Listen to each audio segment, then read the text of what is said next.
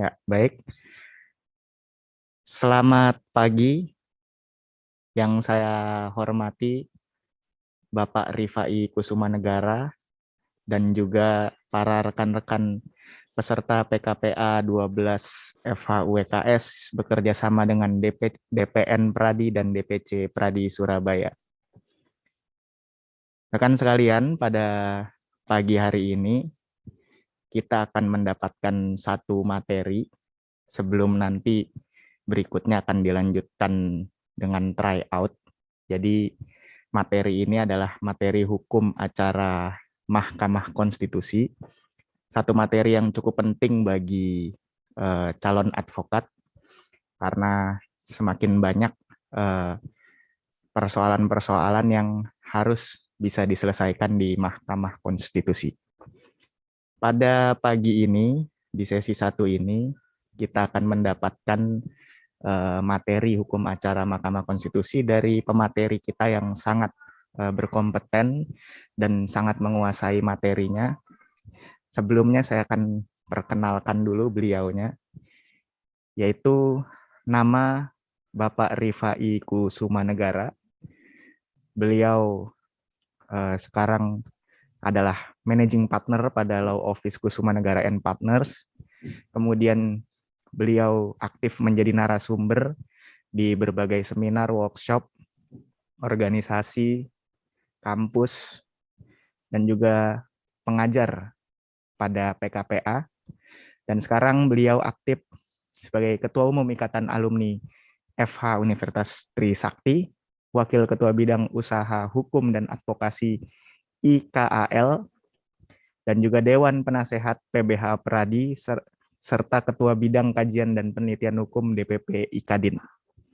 Pendidikan beliau, rekan sekalian, yaitu Fakultas Hukum Universitas Trisakti, Pasca Sarjana Fakultas Hukum Universitas Indonesia, program pendidikan reguler di Lemhanas, kemudian juga pelatihan arbitrase dan alternatif penyelesaian sengketa tingkat dasar dan lanjutan di Institut Arbiter Indonesia, serta BIMTEK penyelesaian sengketa pilkada Mahkamah Konstitusi.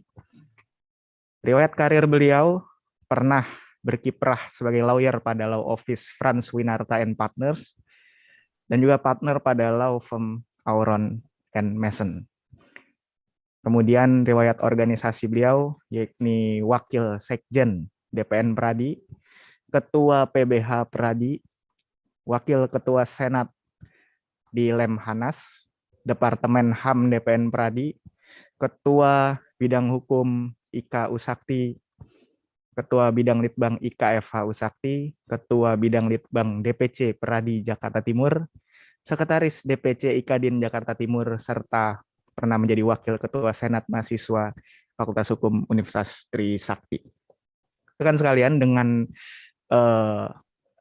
karir dan riwayat yang begitu banyak dari Bapak Rifai, harapannya kita bisa menerima materi ini dengan baik dan semoga bisa bermanfaat bagi kita semua. Untuk itu saya serahkan kesempatan yang mulia ini pada Bapak Rifai Kusumanegara. Silakan Bapak.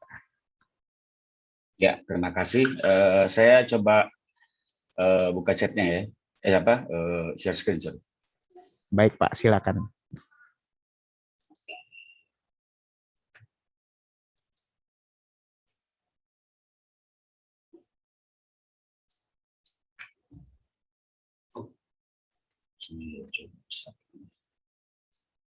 Oke, suara saya jelas ya? Sangat jelas Pak Rifai. Oke, selamat pagi Bapak Ibu peserta PKPA di UKSW. Tadi sudah diperkenalkan, saya Rifai Kusumanegara. Dalam kesempatan ini saya akan coba sharing terkait hukum acara di Mahkamah Konstitusi dan kita di sini sifatnya adalah sharing, dan kalau memang ada pertanyaan-pertanyaan, saya berharap kita aktif ya. Pagi-pagi masih seger. Dari saat sesi berjalan, kalau memang ada pertanyaan bisa langsung di break untuk ditanya. Karena kalau kembali mundur nanti tidak efisien atau kadang kelupaan yang mau ditanya apa gitu ya. Jadi biar kita step by step, kita punya waktu yang cukup dan kita bisa bahas apa namanya, tahap demi tahap ya. Oke, Bapak Ibu sekalian, Mahkamah Konstitusi ini cukup menarik ya, karena sebenarnya dia ada ya setelah dilakukannya amandemen. Ya, jadi ini menariknya begini. Jadi salah satu ciri negara hukum itu adanya Mahkamah Konstitusi. Ya, itu salah satu ciri negara hukum. Di Amerika sendiri tidak ada Mahkamah Konstitusi. Ya. Salah satunya kalau kita lihat di Indonesia dia ada Mahkamah Konstitusi, itu sebuah ciri. Nah, menariknya adalah saat UUD 45 dibentuk di tahun 45, kok tidak ada, padahal para pendiri negeri sudah menyatakan Indonesia sebagai negara hukum.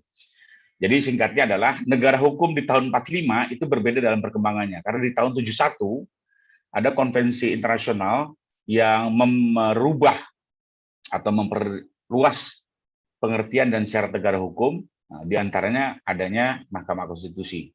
Cuma mungkin saat itu rezim kita masih rezim militer, dirasa Mahkamah Konstitusi ini akan menghambat atau ya menghambat kegiatan pemerintah atau terlalu memperluas hak masyarakat ya, karena memang MK ini cukup menarik ya, selain ciri di sebuah negara hukum di mana masyarakat bisa membatalkan atau memohonkan pembatalan sebuah undang-undang. Ini sebenarnya cukup menarik. Ini betul-betul ciri negara hukum yang berdasarkan demokrasi ya, di mana masyarakat itu memiliki tidak hanya punya kewenangan untuk membatalkan keputusan atau menuntut pemerintah melalui petun, tapi juga bisa membatalkan sebuah regulasi. Padahal kalau kita lihat regulasi itu kan prosesnya cukup panjang, ya sudah disetujui DPR dan pemerintah, prosesnya cukup panjang, melibatkan akademisi dalam naskah akademik dan segala macamnya. Tapi kalau memang dia merugikan masyarakat dan bisa dibuktikan bertentangan dengan konstitusi, maka sekelas undang-undang pun bisa dibatalkan hanya untuk hak individu seorang masyarakat. Jadi sebenarnya ini sebuah aset negara hukum, ya, sebuah aset negara demokratis yang memang seharusnya betul-betul bisa dimanfaatkan secara proporsional dan bertanggung jawab. Ya. Karena pembatalan ini bisa berdampak kemana-mana, tapi inilah kelebihan dari sebuah negara hukum dan negara demokrasi. Karena itu dia muncul pada saat amandemen, ya, bahasa apa namanya Mahkamah Konstitusi ini muncul pada saat amandemen di pasal 24 ayat 2. Oke, saya lanjutkan. Pada intinya kewenangan MK ini ya didasari oleh apa namanya beberapa undang-undang maupun UUD 45 ya, yaitu ada pasal 24 ayat 1 2 UUD 45, lalu juga ada undang-undang tentang Mahkamah Konstitusi, lalu juga ada di undang-undang kekuasaan kehakiman ya. Dan kalau kita lihat produk undang-undangnya semua lahir setelah reformasi ya. Jadi ini sebenarnya muncul setelah reformasi ya. Sekalipun tahun 71 dunia internasional sudah memperkenalkan MK ya, tapi reformasilah yang akhirnya mendorong terwujudnya MK itu sendiri. Nah, dari peraturan hukum yang ada, kewenangan MK itu ada 4 pada intinya ya. Pertama, menguji undang-undang terhadap undang-undang atau kita kenal dengan judicial review.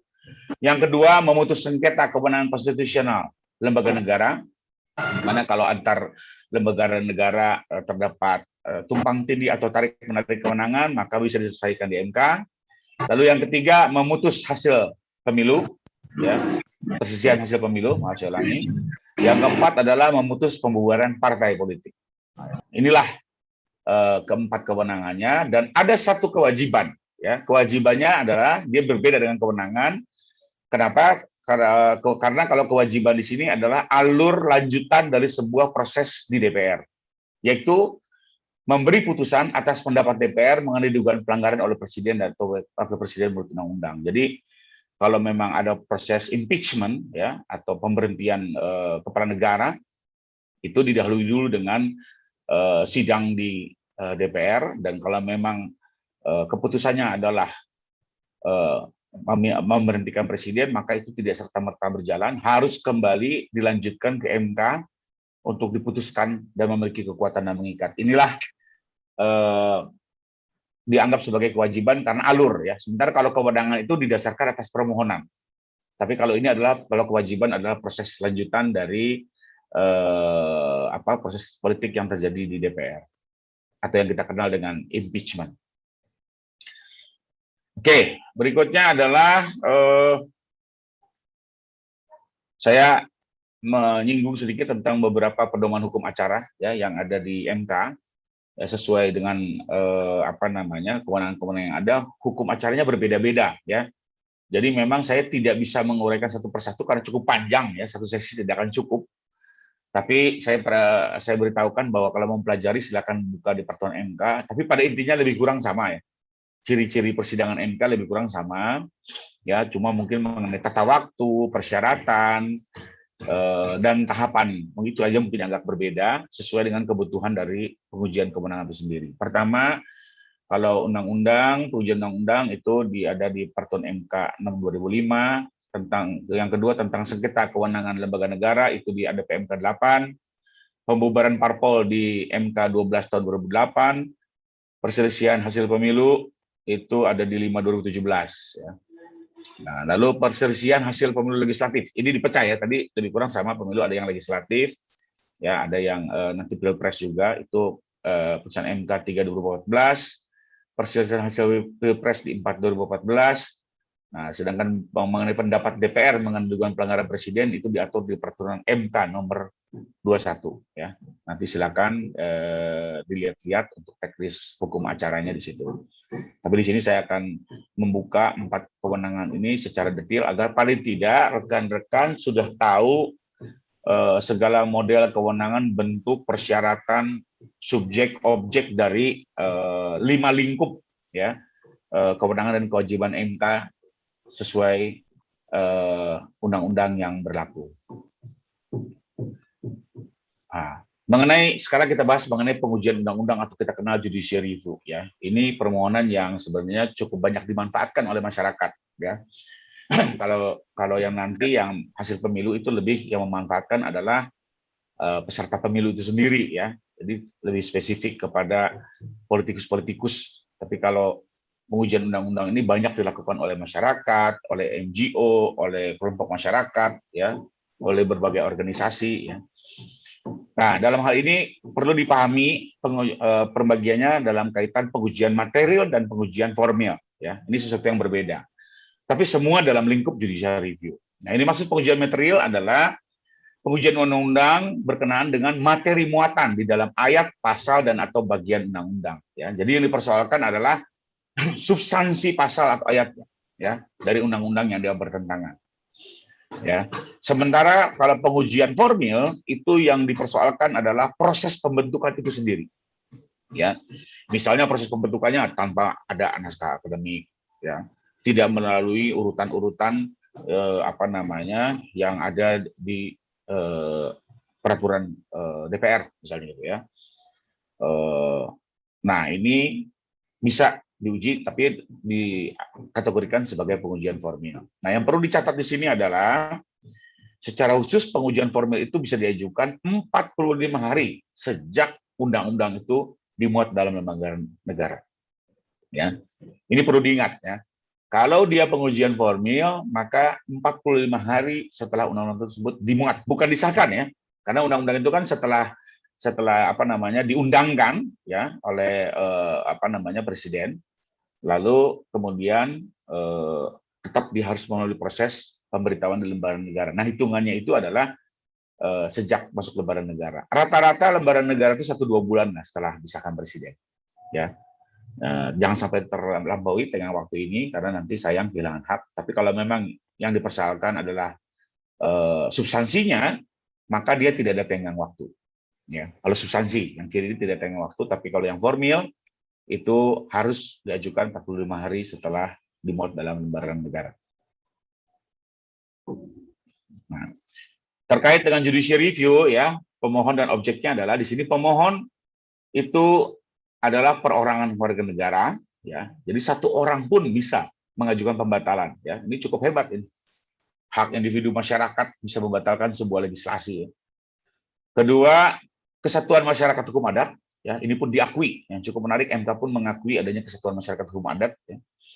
Yang sebenarnya kalau kita bicara BW kan hanya dikenal orang atau badan, ya. Tapi kalau dalam di MK, Kesatuan Masyarakat Hukum Keadilan itu dianggap sebagai pemohon, diakui sebagai pemohon, lalu badan hukum publik atau privat, ya, lalu lembaga negara, ya, juga bisa menjadi pemohon dalam pengujian undang-undang.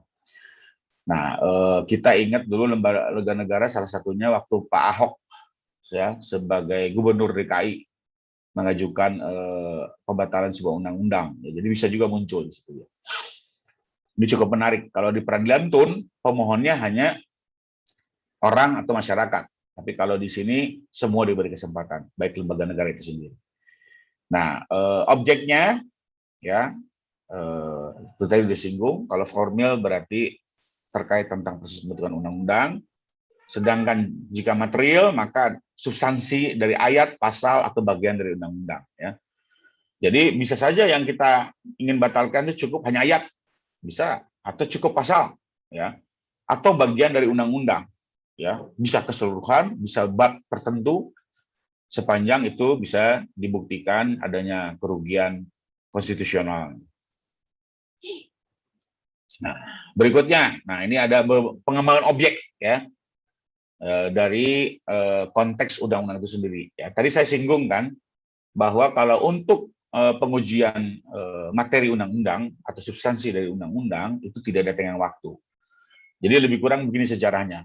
Pada awalnya di pasal 50 itu, ya, pernah diatur bahwa pasal 50 Undang-Undang MK bahwa undang-undang yang bisa diuji adalah undang-undang yang diundangkan setelah amandemen UUD 45.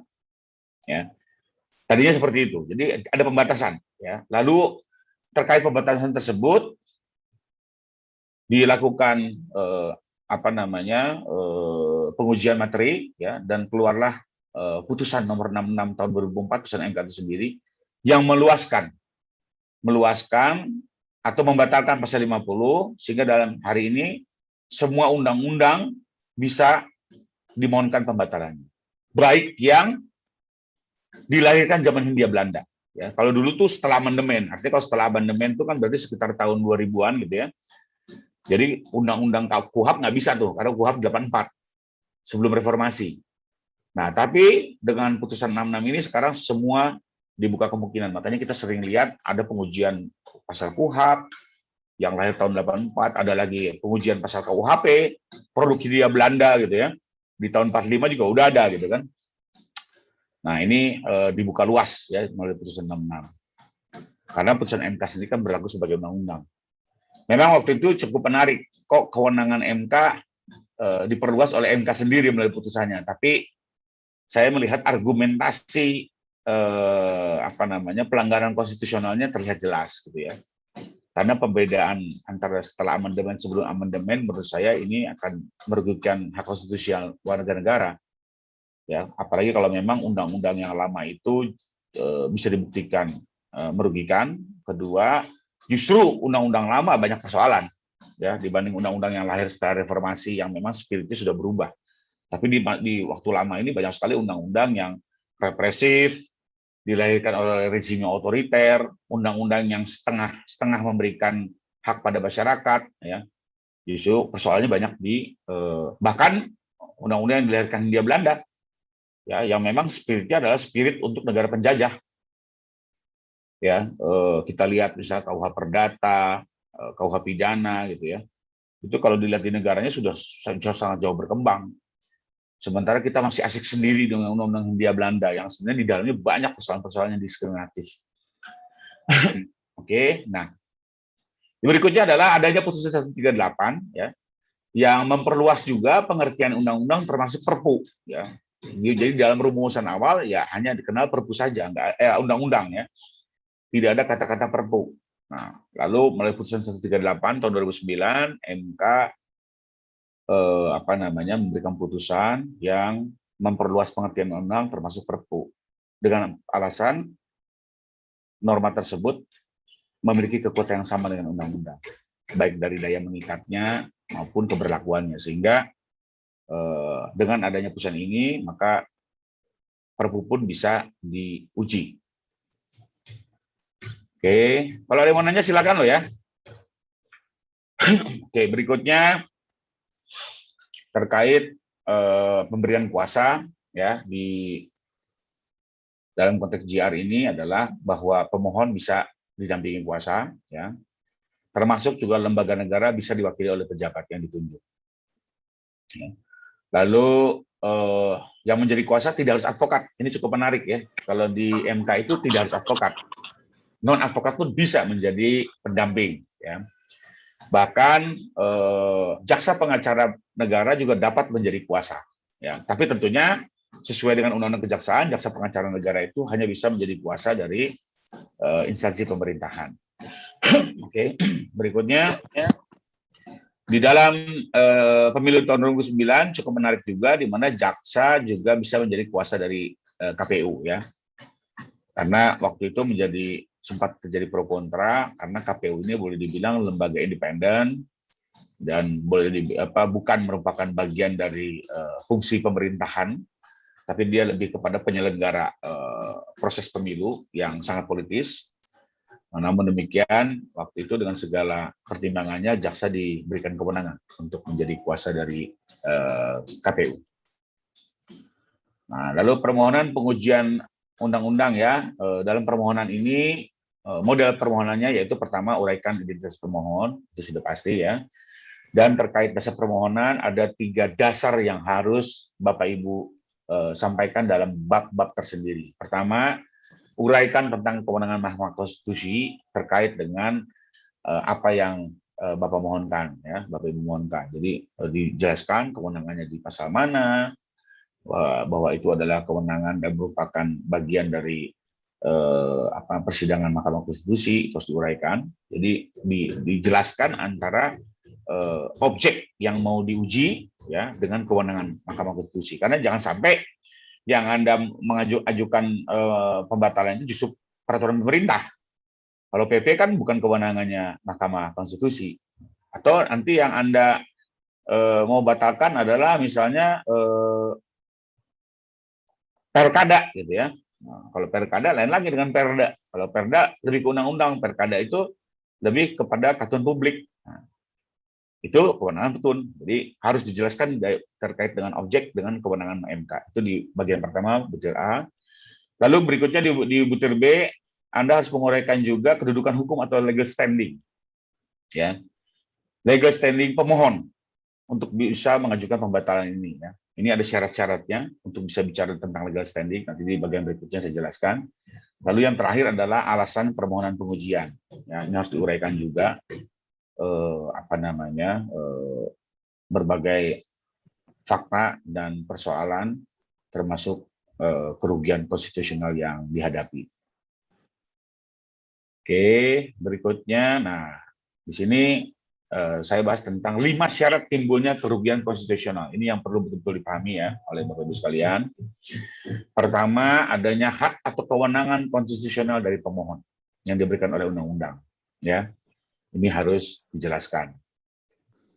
Karena kan nggak mungkin kalau WNA memohonkan ini sekalipun dia menjadi permanen residen atau tinggal lama di Indonesia. Jadi ini harus dijelaskan adanya hak kewenangan konstitusional dari pemohon sebagai warga negara, bla bla bla, Anda uraikan. Lalu kedua, adanya hak atau kewenangan konstitusional yang dianggap dirugikan dengan berlakunya undang-undang. Nah, kerugiannya di mana harus dijelaskan. Berikutnya adalah kerugian tersebut harus bersifat spesifik khusus, ya, nggak boleh yang umum general, dia harus spesifik khusus terkait dengan peristiwa yang dia saudara alami, ya, dan juga aktual, ya. Nah, kalaupun kerugian itu diuraikan potensial, dia harus menurut penalaran yang wajar. Ya, artinya gini, misalnya kita ingin membatalkan KUHP, gitu ya. Nah, sebuah pasal di KUHP, ya paling tidak ada pasal di KUHP itu yang memang pernah merugikan klien kita, baik sebagai tersangka, baik sebagai terdakwa atau sebagai terpidana, gitu ya. Nggak bisa ujuk-ujuk guru sekolah mengajukan pembatalan KUHP yang tidak pernah, guru sekolah yang tidak pernah berperkara, itu kan menjadi nggak nyambung, ya, nggak ada kepentingan di situ. Nah, di sini harus diuraikan secara jelas fakta-faktanya, ya. Lalu berikutnya juga adanya hubungan sebab akibat, ya, yang bersifat langsung, nggak bisa termuter-muter juga, ya. Hubungan sebab kausal verbalnya harus langsung jelas, ya. antara misalnya karena tersangka misalnya gitu ya, sebagai tersangka kasus teroris itu tahanannya sangat panjang, bahkan bisa sampai 6 bulan masa tahanannya, dibandingkan dengan perkara umum yang hanya 2 bulan atau tindak pidana khusus menjadi 3 bulan. Ini kan ada perbedaan model penahanan. Nah, misalnya kita menjelaskan sebagai tersangka tipikor teroris, kita pernah mengalami perbedaan perlakuan terhadap hukum yang berlaku umum. Kalau memang bicara extraordinary, misalnya dibuktikan bahwa extraordinary-nya tidak tidak tepat, gitu ya. Apalagi kalau kita lihat misalnya dengan putusan MK sekarang itu adalah syarat penangkapan harus didasari 2 alat bukti. Kalau zaman dulu KUHP dia 1 alat bukti pun juga bisa menjadi dasar untuk melakukan penangkapan, gitu ya. Kalau penahanan baru 2 alat bukti, tapi itu bicara KUHP dulu. Kalau sekarang dengan putusan MK dinyatakan bahwa penangkapan pun harus 2 alat bukti. Nah, pertanyaannya adalah kalau sudah ditangkap, sudah ditahan, kan berarti sudah punya 2 alat bukti. Kalau sudah punya 2 alat bukti, kenapa nggak segera diajukan ke sidang? Kenapa model penahanan penyidikannya bisa sampai 6 bulan? Ini kan sesuatu yang misalnya gitu ya, sesuatu yang tidak pas gitu. Karena pada saat Anda menahan pun di hari yang sama, di hari pertama Anda sudah punya 2 alat bukti. Artinya bisa dalam waktu cepat Anda ajukan. Justru dengan berlama-lama ditahan bisa terjadi kemungkinan intimidasi dan segala macamnya. Misalnya gitu ya. Jadi itulah cara bagaimana menguraikan sebab akibat. Ya, tapi tentunya harus terdakwa dalam perkara teroris dan yang dipersoalkan adalah Bapak. Ya, silakan. Yeah. Terima kasih Bapak atas waktunya. Yang ingin saya tanyakan ke Bapak adalah di dalam hukum acara di Mahkamah Konstitusi itu setahu saya kalau tidak salah Pak, prosesnya diawali dengan pemeriksaan. Pemeriksaan terlebih dahulu, beda dengan yang lain terkadang langsung. Tapi ini ada pemeriksaan administrasi di awal sebelum dilaksanakan sidang. Itu saya tahu saya. Nah, kemudian tentunya hal itu dimaksudkan agar dalam sidang nanti langsung memeriksa pokok perkara.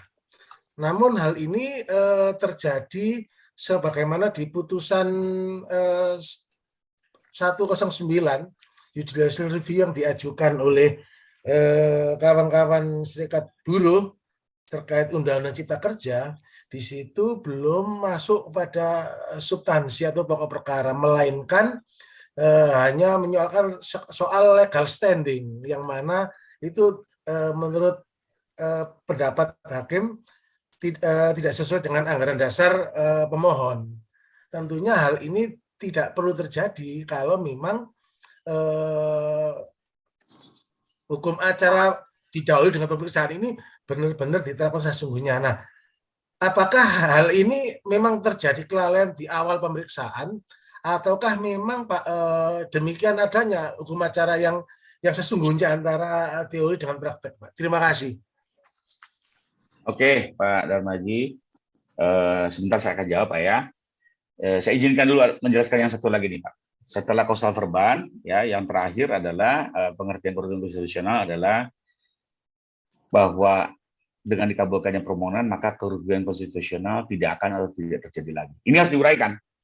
Memang logikanya setelah kita menguraikan kerugian itu tentu kalau dikabulkan itu hilang, tapi ini tetap harus diuraikan karena beginilah runutan-runutan cara menjelaskan terjadinya kerugian konstitusional. Oke ya, jadi ini 5 syarat tolong dipahami karena seringkali ini seperti petun ini kalau di MK ini. Model penyajian gugatannya memang harus sistematis, jelas, tidak bisa loncat-loncat gitu ya. Tapi menurut saya menarik ya. Menariknya adalah mereka sama-sama peradilan administrasi yang memang menurut saya semuanya atau kajian-kajiannya cukup baik dibanding peradilan biasa. Oke, saya menjawab pertanyaan Pak Sudarmaji. Makasih Pak. Dan saya berharap yang lain juga bisa bertanya aktif ya. Jadi mengenai ada yang pendapat betul Pak. Jadi di dalam pengajuan judicial review ada pemeriksaan pendahuluan ya. Lagi-lagi Pak, kewenangan MK tidak hanya judicial review ya, tapi macam-macam juga, tapi khusus untuk judicial review dia ada pemeriksaan pendahuluan. Kenapa? Ini filosofinya kenapa ini harus ada? Karena balik lagi ini dianggap masyarakat versus negara, di mana masyarakat itu memiliki keterbatasan, memiliki kekurangan dibandingkan negara yang memiliki power, organisasi, keuangan yang jauh lebih baik. Nah, dalam konteks itu maka pengadilan itu memberikan dulu semacam bantuan koreksi. Sebenarnya kan kalau dilihat di sidang perdata ini unik. Kok bisa-bisanya hakim membantu pemohon, sementara kalau termohon nggak dibantu gitu kan? Ini konteksnya seperti peradilan tun ya. Ada sidang pemeriksaan pendahuluan di peradilan tun juga karena konteksnya sama ya. Jadi betul ada pemeriksaan pendahuluan di mana nanti hakim akan minta perbaikan baik dari model surat kuasa maupun permohonan. Untuk permohonan nanti akan dilihat teknik penulisannya termasuk penajaman substansi ya atau tidak sistematis. Ini nanti akan diberikan nasihat-nasihat. Nah, pertanyaan adalah kalau tidak diikuti ya, maka akibatnya apa? Dianggap permohonan tidak dapat diterima. Ya. Nah, salah satu yang diuji di dalam perkara misalnya pengujian serikat buruh yang tadi Bapak ceritakan, pada saat pemeriksaan permohonan tentunya legal standing ini akan diuji, akan ditajamkan. Dari proses pemberian saran dia akan tanya, saya tidak melihat misalnya organisasi Anda terkait dengan pasal yang diuji, gitu loh. Terlalu jauh, tidak ada connectingnya, misalnya gitu kan. Nah, tapi biasanya hakim tidak serta-merta di pemeriksaan pendahuluan ini langsung nyatakan enggak. Ada proses dialog, bahkan dikasih kesempatan. Si pemohon itu terus memperbaiki, memberikan bukti-bukti awal, ya. Semua itu diberikan, dilihat oleh majelis, dipelajari, ya. Nanti kalau dilihat sudah meyakinkan, baru jalan. Nah, dalam konteks ini, kemungkinan si pengaju ini, pemohon ini tidak mampu membuktikan legal standing-nya terhadap pasal atau ayat yang diuji. Apalagi Undang-Undang Omnibus Law itu kan sangat luas sekali, gitu ya. Nah, sangat luas sekali. Dia melihat tidak ada kerugian. Balik lagi ya Pak ya. Tadi kan saya bilang kerugian itu harus aktual, ya, dan khusus, gitu loh. Jadi tidak bisa hanya ada pasal ini saya nggak suka, saya serikat buruh lalu saya minta dibatalkan. Nggak begitu. Kalau yang begitu prosesnya di DPR. Kalau di MK dia harus membuktikan adanya kerugian khusus, gitu loh. Jadi memang ini yang menjadi sebuah legal standing yang harus bukan hanya dikemukakan tapi dibuktikan. Nah, memang ada kata-kata setidak-tidaknya potensial menurut penalaran yang wajar. Nah, balik lagi, potensial ini pun juga karena sifatnya potensi, maka ada kewenangan hakim untuk menilai apakah ini berpotensi atau tidak. Ya, inilah perbedaannya kalau sudah aktual dan spesifik sama potensi. Kalau aktual spesifik, hakim tidak boleh lagi menguji, ya, tinggal melihat apakah ada kerugian, hanya begitu ya. Tapi kalau potensi ya, ini kan berpotensi. Berpotensi itu adalah sesuatu yang hanya bisa diprediksi. Bicara prediksi, nah balik lagi, bisa saja persepsi permohon berbeda dengan persepsi hakim. Atau di sini ada ruang hakim untuk melihat bahwa ini tidak potensial. Jadi sepertinya dari yang Pak Sudarmaji cerita tadi, hakim menggunakan alasan itu dan memang itu kewenangan hakim, ya, dan memang itu harus dinyatakan di proses pemeriksaan pendahuluan. Setelah si pemohon diberikan kesempatan berkali-kali untuk melengkapi kajiannya, menajamkan kajiannya, termasuk melengkapi alat buktinya. Kalau tidak juga dirasa mampu, ya terakhir majelis akan bilang, oke, setelah kami pelajari, Anda tidak mampu membuktikan legal standing, dan dengan ini dia langsung membacakan penetapan, menyatakan tidak dapat diterima, gitu ya. Ini contohnya juga nyata, misalnya kalau dalam kasus pemilu, ya, pemilu itu kan ada ambang batas tuh, ya, ada ambang batas, misalnya 2,5% gitu ya. Nah, ambang batasnya ini itu cukup di pemeriksaan pertama aja, dilihat. Anda nggak bisa buktikan atau suratnya pun juga nggak penuh, nggak kayak gini. Kalau bicara 2,5% itu kan itu tinggal dibuktikan dari surat, kumpulan bukti dihitung, ya, nggak perlu ada proses pembuktian, itu langsung dihitung di situ. Kalau nggak mau ambang batas, makanya langsung keluar penetapan untuk DNO. Ya, tapi kalau mau ambang batas, dia masuk ke pokok perkara, nah di situ baru pembuktian, ya. Bisanya ada apa namanya pelanggaran secara masif gitu ya, dan segala macamnya. Tapi kembali lagi itu adalah syarat awal yang memang bisa diuji di awal oleh majelis hakim. Tujuannya apa sih? Biar nggak berlarut-larut. Ya, sayang juga bagi para pihak. Sudah apa namanya? Sudah panjang sidang di ujung dinyatakan NO. Lebih bagus di awal seperti ini. Toh dengan begini masih ada hak untuk pemohon untuk melengkapi apa yang dipersyaratkan oleh majelis hakim. Nah, kalau memang dia setelah dinyatakan tidak dapat diterima dia bisa lengkapi, kan dia bisa ajukan lagi, gitu ya. Misalnya sekarang hanya bisa mengajukan berdasarkan potensi. Setelah undang-undang berjalan, ternyata salah satu anggota serikat pekerja kita, ya karyawan di PTA betul-betul terdampak akibat pasal Omnibus Law. Nah, berarti kan ini udah bicara spesifik, Pak. Aktual, tidak lagi potensial. Ini bisa diajukan lagi. Jadi memang itu persoalannya. Pada saat bicara potensial, kita punya persepsi apa, hakim punya potensi apa. Karena potensi ini kan sulit Pak ya. Pandemi COVID berpotensi mengakibatkan kematian, tapi juga ada yang bilang tidak berpotensi mengakibatkan kematian. Ini kan perspektif orang masing-masing gitu ya.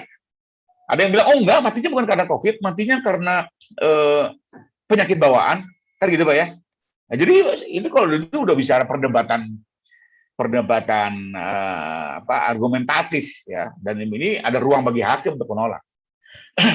Clear Pak ya. Jadi kalau teman-teman serikat pekerja kemarin gagal, jangan khawatir. Sambil waktu berjalan, kalau ada anggota serikat pekerja atau pekerja yang langsung di sebuah pabrik yang terdampak dari pasal yang dipersoalkan, langsung ajukan lagi Pak. Dan itu faktual. Clear Pak ya. Terima kasih Bapak. Ya, tapi saya boleh bilang MK dalam hal ini masih menjalankan kewenangannya sesuai undang-undang. Oke, ada lagi yang mau tanya sebelum saya lanjut? Baik, apakah ada pertanyaan lagi rekan sekalian? Jika belum, mungkin bisa dilanjut dulu Pak Rifai. Oke, saya lanjut lagi ya. Nah, legal standing ya. Legal standing pun diberikan kepada organisasi non pemerintah yang peduli terhadap isu tertentu. Yang tadi ya serikat pekerja tuh Pak ya. Jadi bisa juga dia mengajukan ya, termasuk juga misalnya seorang taxpayer membayar pajak ya, bisa juga memiliki kewenangan untuk mengajukan perkara, tapi harus dibuktikan keterkaitan antara sebagai taxpayer dengan ketentuan yang diuji ya. Misalnya dia menguji tentang surat utang negara ya, gara-gara pajaknya tidak selesai keluar surat pengujian tentang pengaturan tentang surat utang negara. Jadi jelas antara taxpayer dengan undang-undang surat utang negara itu bisa, gitu ya.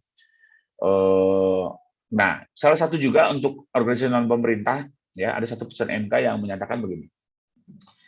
Di dalam anggaran dasarnya akan dilihat, seperti misalnya WALHI atau beberapa organisasi lingkungan hidup, itu ada di dalam anggaran dasarnya itu ya tugas dan fungsi untuk melakukan kajian-kajian atau sumbangan pemikiran atau bahkan mengajukan perbaikan terhadap kebijakan-kebijakan atau peraturan-peraturan yang diterbitkan pemerintah. Nah, jadi kalau ke depan kalau mau bikin organisasi NGO di saat membuat anggaran dasar, di tugas dan fungsinya dilengkapi itu. Kalau memang misinya akan lari ke advokasi, misalnya gitu ya. Bukan hanya sekedar misalnya kalau lingkungan hidup itu hanya sekedar misalnya membuat hutan lindung atau apa, tapi juga melakukan advokasi. Nah, sebaiknya di anggaran dasar dibuat. Dan kalau ada itu cepat Pak, pembuktiannya mudah. Cukup tunjukkan anggaran dasar, dibuka halaman sekian, ada tugas fungsi itu langsung jalan. Ya, jadi ke depan bagi teman-teman NGO yang ingin bergerak di advokasi, sebaiknya di anggaran dasar juga disiapkan. Karena kalau enggak, pembuktiannya repot lagi. Harus diceritakan lagi perjalanan kita selama ini, apa saja kita konsistensi kita dalam menguji kebijakan atau peraturan yang diberikan pemerintah. Jadi harus dibuktikan dulu. Tapi kalau ini sudah merupakan misi organisasi kalau di anggaran dasar. Oke. Nah, ini yang tadi dibilang mengenai pemeriksaan persiapan ya. Nah, saya berikan langsung videonya biar kita lihat gambaran bagaimana para hakim MK memberikan saran perbaikan terhadap sebuah permohonan ya. menurut saya saran-sarannya juga masuk akal, logis ya. Kalau memang ada misalnya yang tidak sesuai, bisa juga ada dialog di sini. Kalau memang kita tidak sependapat, kita bisa berdialog. Ya, menurut saya ini cukup menarik. Ya silakan Bapak Ibu mendengarkan ya. Kalau suaranya nggak jelas, boleh dijelaskan.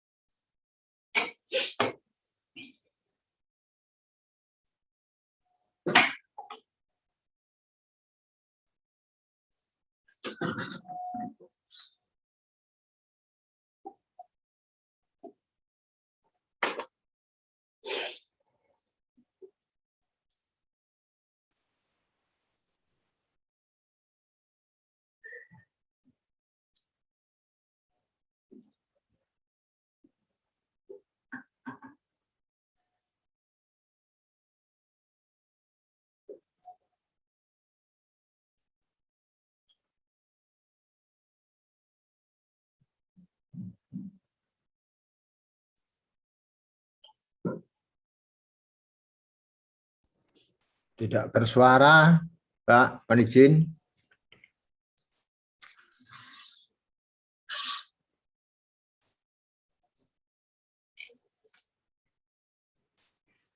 Baik, Pak Rifai, mohon izin, Pak. Nggak Suaranya terdengar, Pak ya? tidak terdengar, Pak. Sama sekali, Pak? Sama sekali. Oh,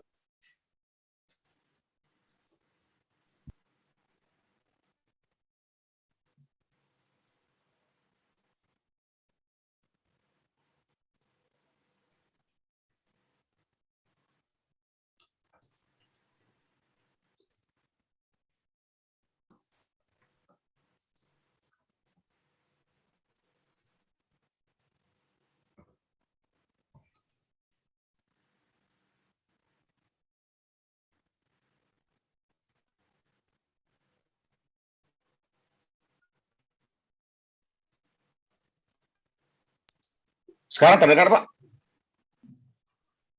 Belum, Halo? belum, Pak. Sama sekali juga? Iya. Wah. Sebentar ya.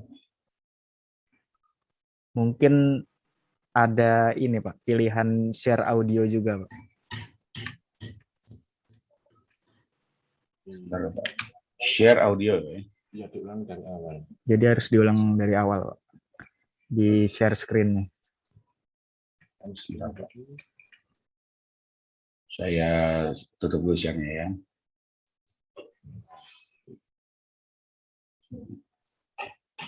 Share screen. Dan advance sharing option. Ada ini, Pak. Share sound, Pak. Share sound di bawah itu diklik dulu, Pak. Sebentar, Pak. Di bagian share screen enggak? Bukan? Iya, jadi setelah tombol hijau itu diklik, Kemudian kan Oke. muncul opsi layar mana yang mau di-share. Oke. Ya, ya, ya, ya. Di-share sound ya, Pak ya. Oke. Baik. Optimize for video clip. Dua-duanya. Dua-duanya ya. Siap.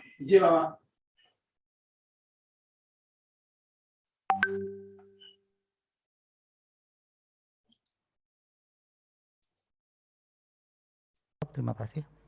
Gimana sekarang, Pak? Baik, terima kasih Yang Mulia. Sudah Bapak terdengar jelas. Suhartoyo.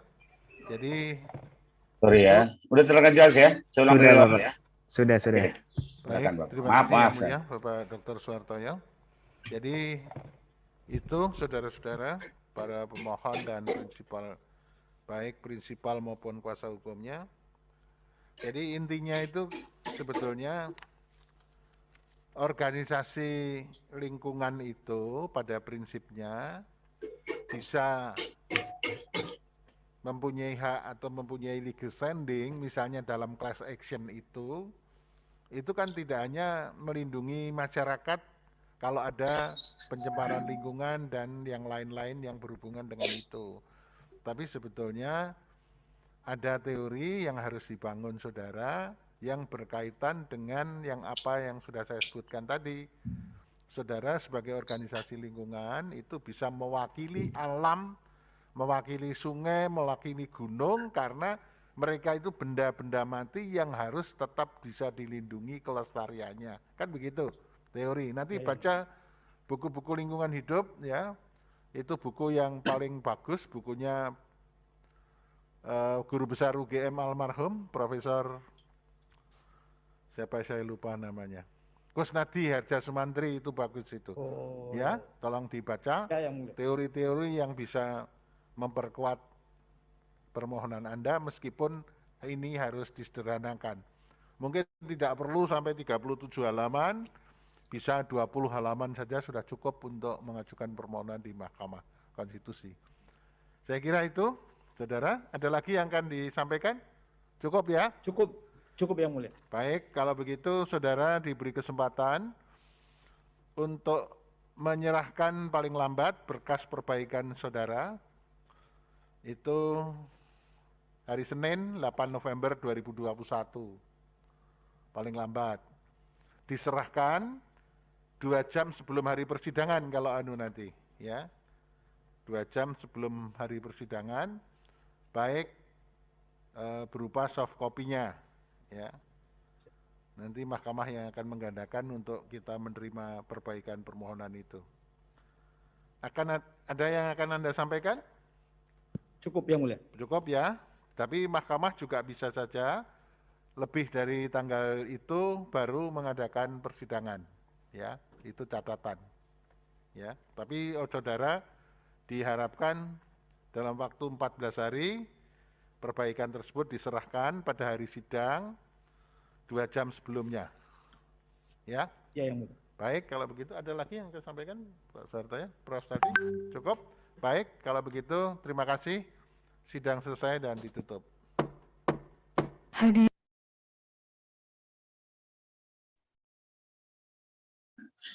Jelas ya, Bapak-bapak suaranya?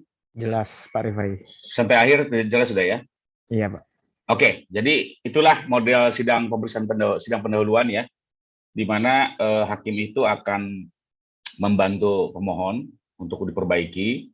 Nah, memang di saat-saat inilah kita pemohon harus betul-betul serius dan fokus terhadap apa yang disarankan, ya, karena memang persoalan legal standing, persoalan kerugian ini harus dari awal terlihat semua alurnya secara jelas.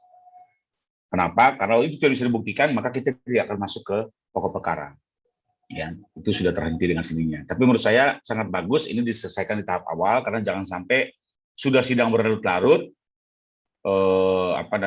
ternyata putusannya mengecewakan pemohon. Sebaiknya memang persoalan formil ini sudah diselesaikan di tahap awal. Itu yang ingin saya sampaikan dari video ini. Dan yang cukup menarik juga sidang di Mahkamah Konstitusi itu sangat dialogis ya, di mana kita juga bisa memberikan argumentasi, penjelasan, termasuk menyampaikan bukti di tahap awal. Sorry. Nah, perbedaan judicial review di MK dan MA ya ini bisa dibandingkan ya. Secara umum sih kita lihat yang MK jauh lebih baik ya. Pertama, dari segi objek yang bisa diuji di MK itu undang-undang Perpu, kalau di MA itu dari peraturan pemerintah hingga Perda ya. Ini yang bisa diuji. Sedangkan kalau Perkada hati-hati itu katun umum ya, tapi kalau Perda dia sama-sama berlaku sebagai perundang-undangan. Lalu kalau batu ujinya kalau di MK itu adalah bertentangan dengan undang-undang yang diuji itu bertentangan dengan undang-undang dasar konstitusi. Sedangkan kalau di Mahkamah Agung ya objek PP hingga Perda itu dianggap bertentangan dengan peraturan di atasnya ya. Peraturan di atasnya ini bisa luas, tidak hanya undang-undang, tapi juga misalnya kalau kita menguji Perda bertentangan dengan PP pun bisa, gitu ya. Jadi dengan peraturan di atasnya bisa, yang penting dia vertikal. Ya. Lalu terkait tenggang waktu, ya tenggang waktu tadi sudah dibahas. Kalau di MK itu tidak ada pembatasan, ya kecuali pengajuan formil. Tadi kan sudah dibahas pengajuan formil itu 45 hari sejak dimuat dalam lembaga negara. Sedangkan di MA itu ada tenggang waktu, ya pengajuannya itu harus tidak boleh lebih dari 180 hari sejak terbitnya objek. Ya, jadi misalnya ada Perda terbit, maka kewenangan kita menguji 180 hari. Ya, kalau di TUN itu kan 90 hari, kalau di MA 180 hari. Ya, lalu persidangan, ya tadi udah kita lihat kalau persidangannya di MK itu dia terbuka, bisa disaksikan, ya, dan terdapat saran perbaikan permohonan. Ya, nah kalau di MA, nah ini menarik nih, dia sidangnya tertutup, ya, bahkan tidak dihadiri para pihak. Jadi kalau di MA itu kita hanya mengajukan permohonan, ya, semua alat bukti dilampirkan, dikirim, gitu ya. Para pihak tidak dipanggil. Ya. Sekalipun MA berwenang membuka atau memanggil para pihak, tapi dalam kenyataannya sangat jarang, sangat kasuistis, ya. Dalam perkara-perkara yang menarik perhatian publik atau memang perlu pendalaman yang cukup yang perlu menghadirkan para pihak, maka baru dibuka persidangan. Tapi boleh dibilang itu sangat jarang. Ya. Lalu tidak terdapat saran perbaikan. Ya. Jadi kalau di MA ini ya kalau sudah keliru ya langsung saja kena putusan NO. Ya. Kalau secara formal keliru langsung kena putusan NO. Tapi kalau di MK dia ada proses dialogis untuk memperbaiki. Ya, ini kelebihan yang di MK. Lalu pembuktian ya. Kalau di MK itu pembuktiannya semua diajukan dalam persidangan. Ya, mau bukti saksi, bukti surat, ya, termasuk ahli, seperti sidang biasa dibuka, disaksikan. Nah, kalau di MA itu tidak ada. Jadi dia hanya surat permohonan lalu dilampirkan. Ya, jadi kalau Anda mau mengajukan saksi atau ahli, ya terpaksa Anda membuat dalam bentuk affidavit. Affidavit itu pernyataan, ya, atau pendapat ahli tertulis atau pernyataan saksi secara tertulis, gitu ya. Dibuat misalnya kalau saksi di bawah notaril, kalau ahli sih cukup di bawah tanda tangannya. Kalau biasa kalau guru-guru besar itu cukup membuat semacam affidavit, ya, pendapat. Nah itu semua dilampirkan dalam permohonan, diajukan, ya. Nanti terserah hakimnya mau membuka sidang mendengar atau cukup membaca. Ya, ini adalah perbedaan di MA. Jadi MA itu kalau boleh dibilang masih belum modern, belum terbuka ya. Kita sih berharap ke depan akan mengikuti model yang ada di MK, gitu ya. Cuma memang sudah berjalan cukup lama, MA masih boleh dibilang statik ya. Tapi inilah perbedaan GR di MK maupun di Mahkamah Agung. Atau berharap ke depan semua produk diuji MK jauh lebih bagus juga, gitu ya. Kalau saya pribadi sih sebenarnya MK itu diperluas untuk pengujian ke depan, tapi ini sih bicara yang ideal. Semua pengujian undang-undang di MK, MA cukup menangani perkara, gitu ya. Tapi ini kan harus dirubah semua undang-undang. Nah, sedangkan MK cukup misalnya untuk sengketa pilkada itu, sengketa pemilu itu hanya menangani presiden wakil presiden, ya, atau legislatif, karena itu bersamaan. Sementara kalau untuk pilkada menurut saya cukup di MA. Dulu kan pernah seperti itu juga. Tapi kembali lagi kesiapan masing-masing lembaga, gitu ya, dan juga menumpuknya pekerjaan. Tapi yang terjadi hari ini seperti ini. Oke, setelah masuk ini saya masuk. Nah, topik kedua adalah terkait dengan sengketa kewenangan lembaga negara ya. Di sini para pihaknya itu bisa pengajunya itu bisa MPR, DPR, DPD, Presiden, BPK, Pemda, lembaga lain yang kewenangannya diberikan undang-undang. Ya, ini pihak-pihaknya. Lalu objeknya adalah manakala kewenangan konstitusional sebuah lembaga negara itu diambil, dikurangi, dihalangi, diabaikan atau dirugikan oleh lembaga lain. Ya, dari kalimat ini biasanya kalau ada konteks tumpang tindih kewenangan, ya, atau tarik menarik kewenangan, ya, nah, ini diselesaikan di sana. Karena bisa juga terjadi terjadinya tumpang tindih kewenangan ini karena produk undang-undang itu sendiri yang tidak sinkron antara undang-undang satu dengan yang lain. Maka semua penyelesaiannya termasuk juga dengan menguji apakah betul terjadi pengambilan atau pengurangan kewenangan, itu nanti majelis MK yang akan memutus. Ya, ini terkait dengan para pihak dan objek sengketa kewenangan lembaga negara. Nah, berikutnya terkait dengan pemilu kada ya. Nah, di sini kalau pemilu kada, para pihaknya tadi sudah disinggung, ini apa namanya, pasangan calon sebagai pemohon, lalu KPU atau KIP kabupaten provinsi sebagai termohon. Ya, jadi boleh dibilang di sini pemohon-pemohonnya para politikus nih, calon-calon kepala daerah. Ya. Nah, objeknya itu adalah perhitungan suara yang ditetapkan termohon. Ya, perhitungan suara yang ditetapkan termohon ini yang perlu hati-hati, karena kadang sering terlalu luas. Ya, kita menguraikan misalnya terjadinya apa namanya kekeliruan KPU dalam konteks penyelenggaraan pemilihan, ya, atau misalnya konflik kepentingan dan segala macam. Nah, itu harusnya diselesaikannya oleh Bawaslu, ya, bukan di MK. MK itu fokusnya kepada perhitungan suara, ya, dia lebih ke sana. Ada orang yang sempat bilang, wah kalau gitu MK hanya sekedar mahkamah kalkulator. Menurut saya enggak. Memang berbeda, ya. MK itu lebih fokusnya kepada bukan hanya menghitung. Kalau menghitung kan tadi di awal sudah dijelaskan, cukup ambang batas 2,5% itu sudah selesai di pemeriksaan sidang pendahuluan. Tapi yang di dalam nanti adalah dilihat apakah ada pelanggaran dalam konteks hubungannya dengan suara, gitu ya. Sementara kalau kekeliruan dalam penyelenggaraan itu Bawaslu. Jadi ini memang ada dua model pemeriksaan yang berbeda. Nah, di Bawaslu sendiri kalau keberatan kan bisa langsung dilarikan lagi ke Petun. Ya, jadi ini memang sesuatu yang berbeda dan menurut saya pengaturannya sudah cukup tepat. Ya. Oke, berikutnya mengenai ya bagaimana cara menguraikan perselisihan pilkada ya, yaitu beberapa hal. Pertama adanya kesalahan hasil perhitungan suara, ya. Lalu yang penting di sini permintaan petitum untuk membatalkan hasil perhitungan suara. Ya, misalnya hasil KPU menyatakan si A suaranya 170.000, gitu ya. Nah, kita menyatakan bahwa itu terjadi kekeliruan, lalu ada petitum untuk membatalkan hasil perhitungan suara 170.000 oleh KPU tersebut. Ya, biasanya itu ada SK-nya, SK KPU nomor sekian, ya. Nah, lalu berikutnya adalah ada petitum yang menetapkan hasil perhitungan suara yang benar versi kita. Jadi hati-hati, kita dalam membuat petitum jangan hanya bilang terjadi kesalahan perhitungan, lalu membatalkan hasil perhitungan, tapi juga kita harus menyatakan suara yang benar berapa. Nah, ini harus ada pembuktian tersendiri.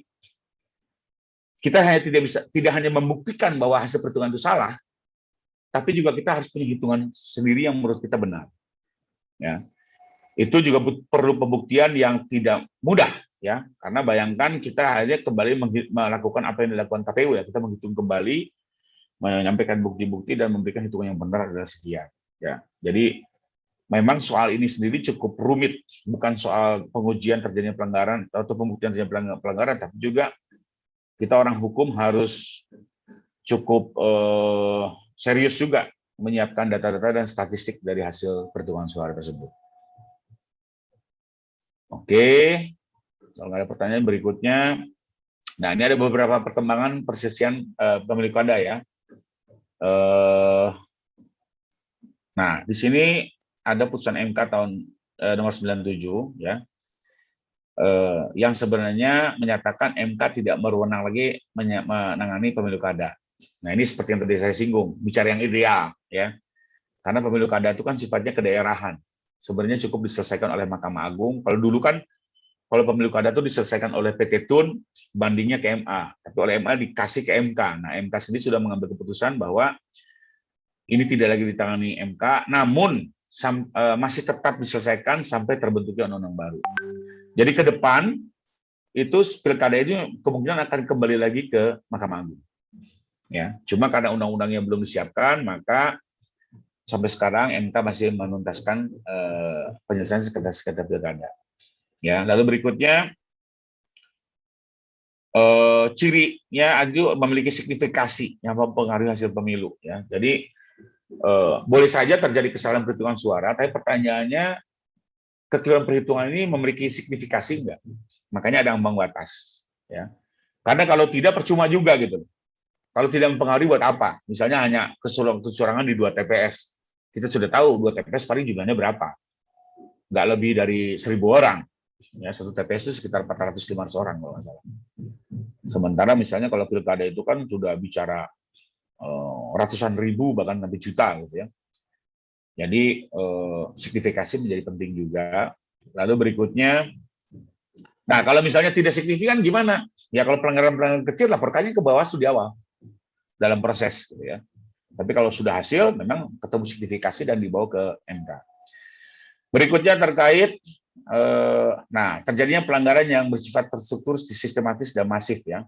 Nah ini pernah terjadi di tahun 2008 ya, dan ini pernah terjadi pertama kali itu di Kalimantan, ya, cukup menarik, di mana bisa dibuktikan terjadi pelanggaran yang bersifat terstruktur, sistematis dan masif, yang biasanya dilakukan oleh incumbent, ya, karena nggak mungkin dia kalau bukan incumbent bisa melakukan kegiatan secara terstruktur, sistematis dan masif. Paling tidak dia menggunakan perangkat-perangkat yang di bawahnya. Sebenarnya statusnya sudah cuti, tapi dia menggunakan. Nah, sehingga ada ciri apa? Terlihat masif dan sistematisnya itu, ya. Jadi biasanya kalau pemenangnya incumbent bisa nih isu ini yang diangkat, tapi kalau pemenangnya bukan incumbent biasanya sulit pembuktiannya, ya. Dan berdasarkan putusan ini akhirnya TSM ini menjadi sesuatu alasan yang bisa dibawa ke Mahkamah Konstitusi. Berikutnya, nah dalam perkembangannya, ya MK sendiri tidak letterlek hanya bicara hasil perhitungan suara, tapi juga proses pemilu. Cuma lagi-lagi ya, proses pemilu itu yang bersifat TSM tadi, ya, bukan proses pemilu yang pelanggaran insidentil, itu semua kewenangannya Bawaslu. Ya, kalau proses pemilu itu bersifat TSM, maka dia dimungkinkan. Jadi sebenarnya putusan ini tuh sudah mulai meluaskan, tidak hanya perdebatannya mengenai hasil perhitungan, tapi juga bisa kepada proses. Tapi syaratnya harus TSM. Kalau tidak TSM, maka kembali lagi dia kewenangan Bawaslu. Izin Bapak. Monggo, silakan. Yang ingin saya tanyakan ke Bapak adalah terkait pertama kewenangan Bawaslu dalam hal sengketa pemilu. Nah, dalam hal terjadi pelanggaran, hal ini ditangani oleh Bawaslu dan itu sudah terbukti dan diproses. Apakah dengan demikian bukti pelanggaran yang sudah diproses dan diputuskan oleh Bawaslu ini apakah bisa Pak dipakai dasar untuk melakukan gugatan ke Mahkamah Konstitusi terkait dengan sengketa pemilu, Pak? Nah, di sini apa yang menjadi perbedaan kewenangan antara secara substansi yang antara Bawaslu dengan Mahkamah Konstitusi, Pak? Terima kasih. Dengan siapa, maaf, Pak? Yang paling Enggak, Bapak mendasar, siapa? Bapak siapa nih, maaf? Sudarmaji, Pak. Pak Sudarmaji, Pak. Oh, Pak Darmaji lagi ya. Oke. Siap. Oke, Pak Darmaji, saya langsung jawab, Pak ya. Tadi sudah saya singgung sedikit. Jadi memang perbedaannya, Pak, kalau pelanggaran bersifat insidental itu memang hanya ada di Bawaslu. Ya. Kalaupun tidak insidental tapi tidak TSM. Misalnya hanya masif, tapi dia tidak sistematis, tidak terstruktur. Ya, maka itu tetap di Bawaslu. Tapi kalau dia TSM, baru dia di bawah ke MK. Nah, pertanyaannya Bisa nggak bukti pelanggaran Bawaslu yang insidental dibawa ke MK? Menurut saya sih boleh-boleh aja, tapi saya boleh pastikan tidak akan dipertimbangkan. Pertama, lagi-lagi, pelanggaran insidental tidak akan mempengaruhi majelis untuk membatalkan hasil perhitungan suara. Ya. Kedua, pengalaman saya, hakim MK pun tidak mau terkunci oleh hasil pemeriksaan lembaga lain. Dia ingin memiliki kemerdekaan untuk melihat itu secara utuh, Pak. Jadi kalau untuk hanya diajukan boleh, tapi Bapak jangan berharap banyak. Jangan berharap bahwa MK akan mengambil keputusan Bawaslu ini menjadi dasar untuk membatalkan hasil perhitungan suara. Nggak bakal, Pak. Pertama, bicara TSN, itu harus dibuktikan tersendiri. Kedua, lembaga MK sendiri ingin menjaga kemerdekaannya untuk memeriksa perkara secara utuh, lengkap, ya, tidak terkooptasi oleh hasil pemeriksaan lembaga lain. Clear, Pak ya? Boleh aja, kesimpulannya adalah boleh aja, tapi jangan berharap banyak. Terima kasih, Bapak. Oke ya, oke. Ada lagi yang lain? Ayo, jangan Pak Darmaji aja. Monggo yang lain mau tanya, silakan. Oke, kalau nggak ada saya lanjut ya. Nah, sekarang ya terkait dengan PHPU-nya legislatif nih ya. Nah, kalau untuk legislatif ya, jadi di sini para pihaknya adalah calon anggota DPD, gitu ya, parpol bisa, ya, atau parpol lokal bisa, atau juga dan termohonnya adalah KPU, ya. Ini untuk PHPU legislatif. Nah, di sini ada beberapa persyaratan yang harus dipenuhi. Pertama adalah ambang batas perolehan suara, ya 2,5%. Ya, kenapa 2,5%? Itu sudah ada statistiknya, ya. Dan itu diatur di dalam pasal 202 ayat 2 Undang-Undang 10 tahun 2008. Ya. Lalu yang bisa juga dipersoalkan adalah mengenai perolehan kursi parpol, ya, di satu dapil. Ini juga bisa menjadi persoalan. Lalu terkait juga tentang terpilihnya calon anggota DPD bisa dipersoalkan di sini ya. Ya, jadi ini lebih kurang fokusnya untuk PHPU legislatif. Jadi tidak hanya DPR, tapi untuk DPD perorangan pun bisa masuk ya dalam konteks. Tapi kembali lagi hasil perhitungan suara ya, kuncinya di situ. Misalnya ada kekeliruan, ada manipulasi di KPU dalam perhitungan, Anda bisa buktikan bahwa rekapan yang dipegang saksi itu kalau jumlah berbeda dengan yang KPU, ya, atau rekapan-rekapan KPU itu terbukti palsu atau ganda, gitu ya. Nah itu bisa diajukan melalui PHPU legislatif. Dan jangan khawatir, hakim MK punya kewenangan untuk memerintahkan KPU menghadirkan seluruh alat bukti. Ya. Dia bersifat aktif hakim MK ini. Beda dengan sidang hakim-hakim perdata. Kalau hakim perdata kan nggak boleh aktif. Dia bersifat pasif. Jadi kalau si KPU-nya tidak mau menunjukkan, bisa diperintahkan oleh MK untuk menunjukkan data-data itu. Ya. Tapi lagi-lagi kita pun paling tidak harus punya bukti awal yang cukup dulu. Ya. Jangan asal gugat. Nah ini banyak nih teman-teman advokat. Asal gugat aja nggak punya bukti, berharap KPU yang mengeluarkan buktinya lalu dihitung ulang. Ya, nggak bisa kalau begitu. Makanya nanti di pemeriksaan di sidang pendahuluan juga bisa terlihat you punya bukti awal yang cukup atau enggak, gitu ya. Lagi-lagi permohonan di MK pun juga bukti-bukti awal itu dilampirkan dalam permohonan. Jadi di sidang pendahuluan juga bisa digali lagi bukti-bukti tambahan. Oke, berikutnya terkait dengan PHPU presiden dan wakil presiden, ya, para pihaknya itu pasangan calon presiden dan wakil presiden, permohonan yang KPU, ya. Nah, objeknya sama, penetapan perolehan suara, ya. Nah, ada dua kategori, ya. Pertama adalah terkait penentuan pasangan calon yang masuk pada putaran kedua, yang kedua adalah terpilihnya. Jadi tidak harus menunggu dulu pemilihan akhir, ya. Pada saat masuk putaran kedua, kalau ada calon pasangan yang tercoret berdasarkan hasil perhitungan yang tidak fair, itu juga sudah bisa diajukan, ya. Karena sudah kerugian konstitusional sudah terlihat langsung di situ. Yang kedua mengenai hasil akhir, ya, terkait dengan terpilih atau tidak terpilihnya presiden dan wakil presiden. Ini perbedaannya. Oke.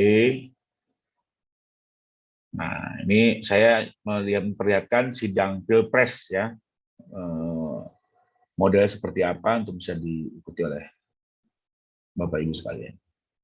Konklusi. Berdasarkan penilaian atas fakta dan hukum, sebagaimana diuraikan di atas, Mahkamah berkesimpulan: 1. Mahkamah berwenang mengadili permohonan akuo. 2. Pemohon memiliki kedudukan hukum untuk mengajukan permohonan akuo. 3.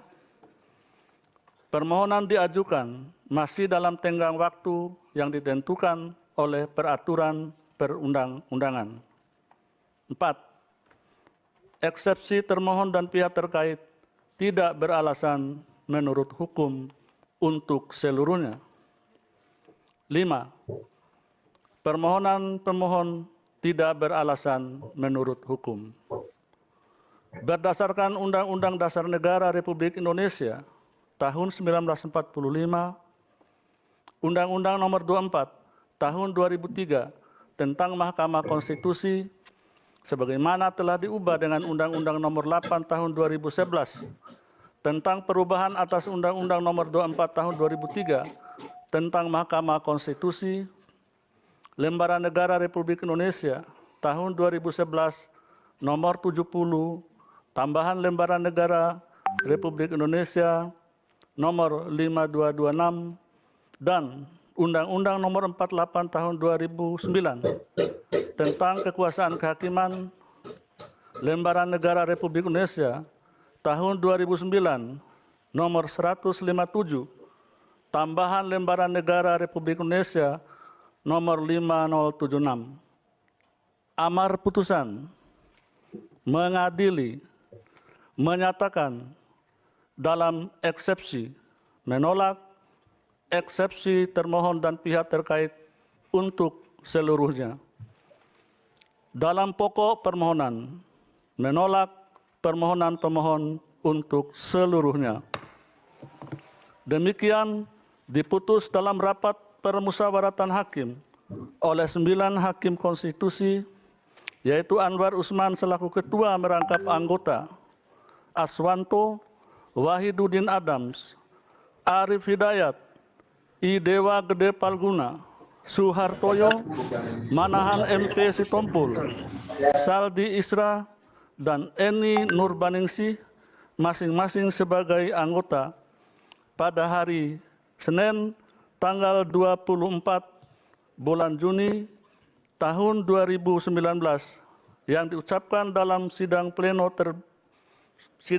Mahkamah Konstitusi terbuka untuk umum pada hari Kamis tanggal 27 bulan Juni tahun 2019 selesai diucapkan pukul 21:16 WIB oleh 9 hakim konstitusi tersebut di atas dengan dibantu Sukri Asari, Eri Satria Pamungkas, Yunita Ramadhani, Ahmad Edi Subianto, Ana Agung Dian Onita, Hani Adani, Dian Husnul Khotimah, Saiful Anwar, dan Mardian Wibowo sebagai panitera pengganti, dihadiri oleh pemohon atau kuasanya, termohon atau kuasanya,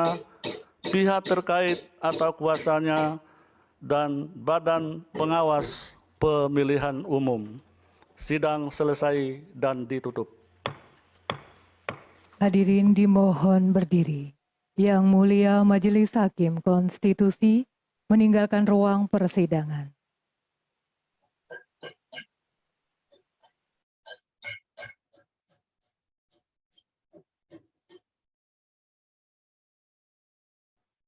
Konklusi.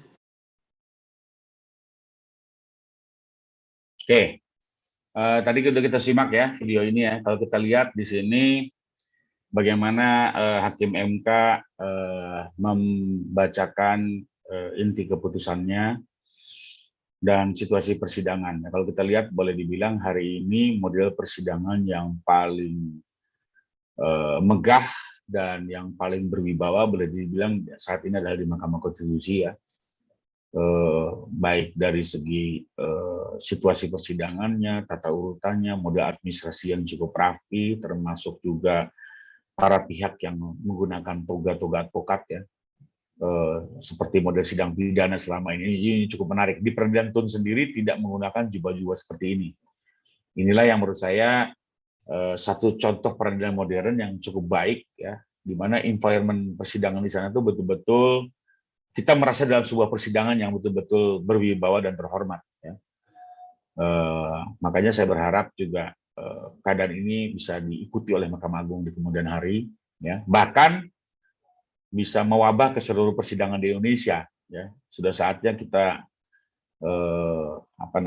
merefresh kembali model-model persidangan agar lebih serius, lebih berwibawa, ya, lebih fokus, karena kita bicara keadilan yang tentunya menjadi hak asasi setiap masyarakat.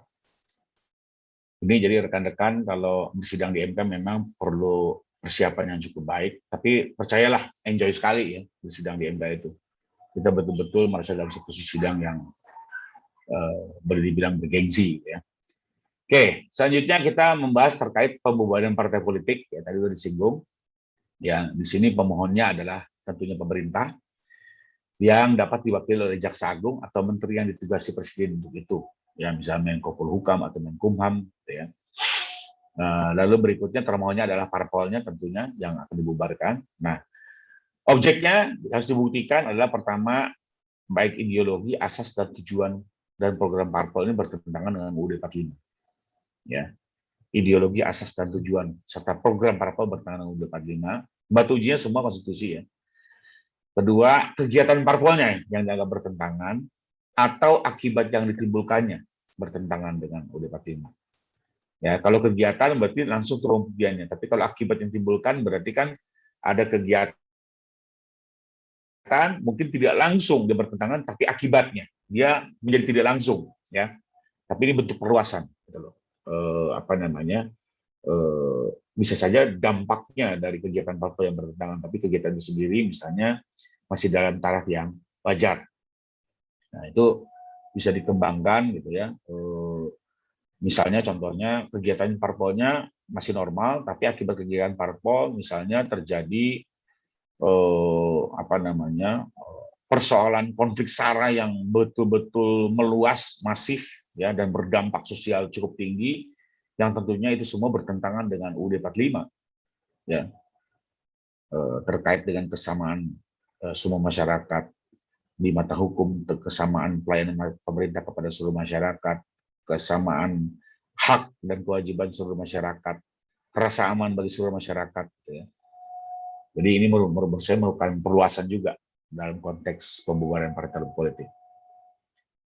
Oke, berikutnya kita bahas terkait tentang memutus pendapat DPR mengenai dugaan pelanggaran oleh Presiden atau Wapres. Ya, di sini pemohonnya harus DPR di sini ya, karena tadi kan saya jelaskan ini kan impeachment ini proses dari DPR dulu nih pertama. Kalau DPR sudah memutuskan dalam sidang istimewa ya bahwa Presiden dinyatakan telah melanggar hukum ya, maka langsung hasil sidang itu dan segala bukti yang ada dibawa ke MK dan DPR menjadi pemohon. Ya.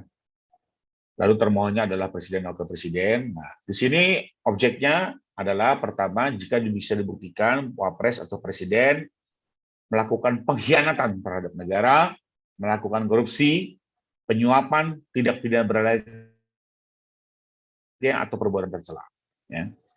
Maka DPR pun waktu melakukan impeachment harus linear dengan objek yang ada di MK. Karena kalau alasannya berbeda dengan ini tentunya akan ditolak juga oleh MK. Ya. Kedua, bisa juga objeknya adalah bahwa Presiden atau Wapres tidak lagi memenuhi syarat menurut Undang UUD 45. Kan di UUD 45 ada syarat-syarat Presiden. Nah, kalau itu bisa dibuktikan bahwa itu tidak lagi syarat itu dipenuhi setelah dia menjalankan jabatan sebagai Presiden atau Presiden, maka itu bisa diajukan. Tapi lagi-lagi ya, harus melalui proses politik di DPR. Terdapat sidang istimewa yang memutus itu. Oke. Nah, tadi udah bicara bahan-bahan, bidang-bidang yang kewenangan, sekarang bicara putusan MK. Putusan MK itu bersifat final, tingkat pertama dan akhir ya. Artinya tidak lagi ada upaya hukum apapun dan langsung pada saat dinyatakan memiliki kekuatan hukum mengikat.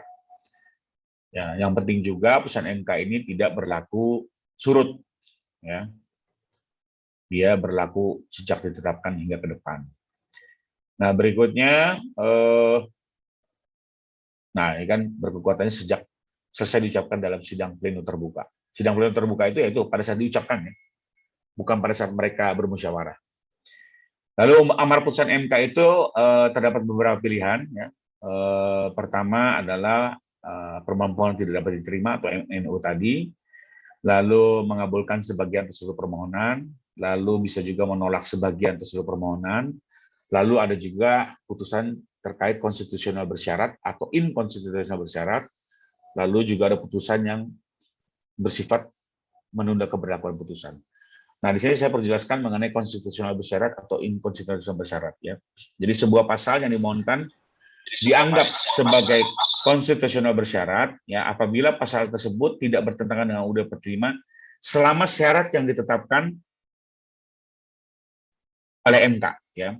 Jika tidak memenuhi syarat tersebut, maka menjadi inkonstitusional. Jadi konstitusional bersyarat itu lebih kurang dia pasal diuji dianggap masih konstitusional, ya, selama syarat-syarat tersebut terpenuhi. Gitu ya. Sebaliknya kalau tidak terpenuhi, ada juga putusan yang bilang bahwa dia dianggap pasal ini inkonstitusional, ya. Namun demikian syarat-syarat itu menjadi konstitusional apabila namun demikian akan menjadi konstitusional selama syarat itu dipenuhi. Ya, jadi ini bersifat kebalikan dari syarat. Jadi misalnya gini, kita mengajukan pembatalan sebuah pasal. Setelah diuji sama majelis, ternyata majelis tidak melihat ini sesuatu yang bersifat tetap. Oke, pelanggaran. Oke, melanggar hak merugikan. Oke, bertentangan dengan konstitusi. Tapi majelis berpendapat bahwa persoalan ini tidak permanen, ya, masih bisa diperbaiki dalam pelaksanaan. Dalam konteks seperti itu, maka majelis bisa menyatakan bahwa pasal tersebut tetap merupakan pasal yang konstitusional bersyarat sepanjang dimaknai bla bla bla atau sepanjang dipenuhi syarat bla bla bla, gitu ya. Syarat-syarat yang tentunya menjawab kerugian yang diderita, ya. Atau sebaliknya, pasal itu langsung dianggap oleh majelis dia inkonstitusional bersyarat. Jadi sudah inkonstitusional. Namun menjadi konstitusional bila mana syarat-syarat ini dipenuhi. Ya, jadi ini sebenarnya untuk menjawab terjadinya pelanggaran yang tidak bisa permanen, yang bisa diselesaikan dalam tahap pelaksanaan. Kerugian ini bisa dihindari dalam tahap pelaksanaan dari undang-undang. Tujuannya itu, jadi tidak menjadi damage keseluruhan. Karena lagi-lagi, ini undang-undang kan berlaku untuk umum. Ya, jangan gara-gara gugatan seorang individu yang sebenarnya persoalan yang tidak permanen, lalu yang berdampak seluruh masyarakat Indonesia. Sehingga ada model seperti putusan konstitusional bersyarat atau tidak bersyarat. Sebagai contoh ya, pertama kali putusan konstitusional bersyarat itu muncul di putusan nomor 10 tahun 2008. Ya, ini menguji pasal 12 dari Undang-Undang 10 tahun 2008 tentang pemilihan umum anggota DPR, DPD dan DPRD. Ya, di mana dianggap syarat dari calon ini dianggap bertentangan dengan konstitusi. Ya. Setelah dilakukan persidangan, MK berpendapat bahwa menyatakan pasal 10 ini, pasal Aquo ini tetap konstitusional, ya, berarti konstitusional bersyarat sepanjang dimaknai memuat syarat domisili di provinsi yang akan diwakili. Jadi waktu itu calon anggota itu di persyaratan undang-undang tidak ada harus dia berdomisili di wilayah provinsinya. Istilahnya untuk dapil NTT bisa orang Jakarta. Waktu itu dianggap ini bertentangan dengan konstitusi. MK sependapat bahwa tetap orang ini harus di provinsi. Namun karena ini tidak diatur dalam pasal tersebut, maka cara menambahkannya adalah dengan membuat putusan yang disebut sebagai konstitusional bersyarat. Artinya, oke, pasal ini terjadi kekurangan, tapi pasal ini tetap dianggap konstitusional sepanjang dimaknai bahwa si calon berdomisili di provinsi yang akan diwakili. Jadi inilah pengertian dari konstitusi bersyarat, karena yang perlu diingat adalah karena persoalan pelanggarannya tidak bersifat permanen dan bisa diselesaikan dalam pelaksanaan. Itu saja mungkin terkait dengan pengertian keputusan dari MK. Terakhir, saya izinkan saya membacakan quote dari Henry Ward Beecher. A law is valuable not because it is law, but because there is right in it. Ya, jadi hukum ini menjadi sebuah dua mata sisi. Dia akan menjadi sebuah hukum yang sempurna, ya, kalau di dalamnya memuat hak-hak yang tentunya akan digunakan atau dimanfaatkan bagi setiap objek dari perundang-undangan itu sendiri. Ya, dan karenanya sebagai warga negara dan juga kita sebagai calon-calon penegak hukum terus menyuarakan hak-hak masyarakat, ya, baik sebagai warga negara untuk juga bisa menggunakan seluruh saluran hukum yang ada, ya, termasuk Mahkamah Konstitusi ini. Lagi-lagi seperti yang saya bilang di awal, ini satu anugerah, ya, negeri ini memiliki MK yang memberi kewenangan pada masyarakat untuk membatalkan sebuah perundang-undangan. Ini kan boleh dibilang tidak terjadi di banyak negara, hanya terjadi di negara-negara hukum. Ya, seperti yang saya bilang, Amerika Serikat sendiri tidak memiliki constitutional court. Ya, dia menyelesaikannya dengan mekanisme politik. Ya, persoalan dia menyelesaikannya ini dengan legislative review, bukan dengan judicial review kalau di Amerika. Sehingga menurut saya masyarakat harus terus melakukan upaya hukum ini, terutama bagi hukum-hukum zaman dulu, hukum-hukum Hindia Belanda, ya, yang memang spiritnya sudah berbeda dengan kondisi bangsa hari ini. Ya, janganlah untuk terus memperbaiki hukum sesuai kebutuhan masyarakat. Ya, apalagi lagi-lagi pendiri negeri ini telah menetapkan Indonesia sebagai negara hukum dengan segala cita-cita dan harapan. Sehingga hukum ini harus terus berkembang, terus terbangun dengan baik, dan suatu saat Bapak Ibu sekalian menjadi penegak hukum juga bisa terus mensosialisasikan seluruh saluran hukum yang ada di masyarakat.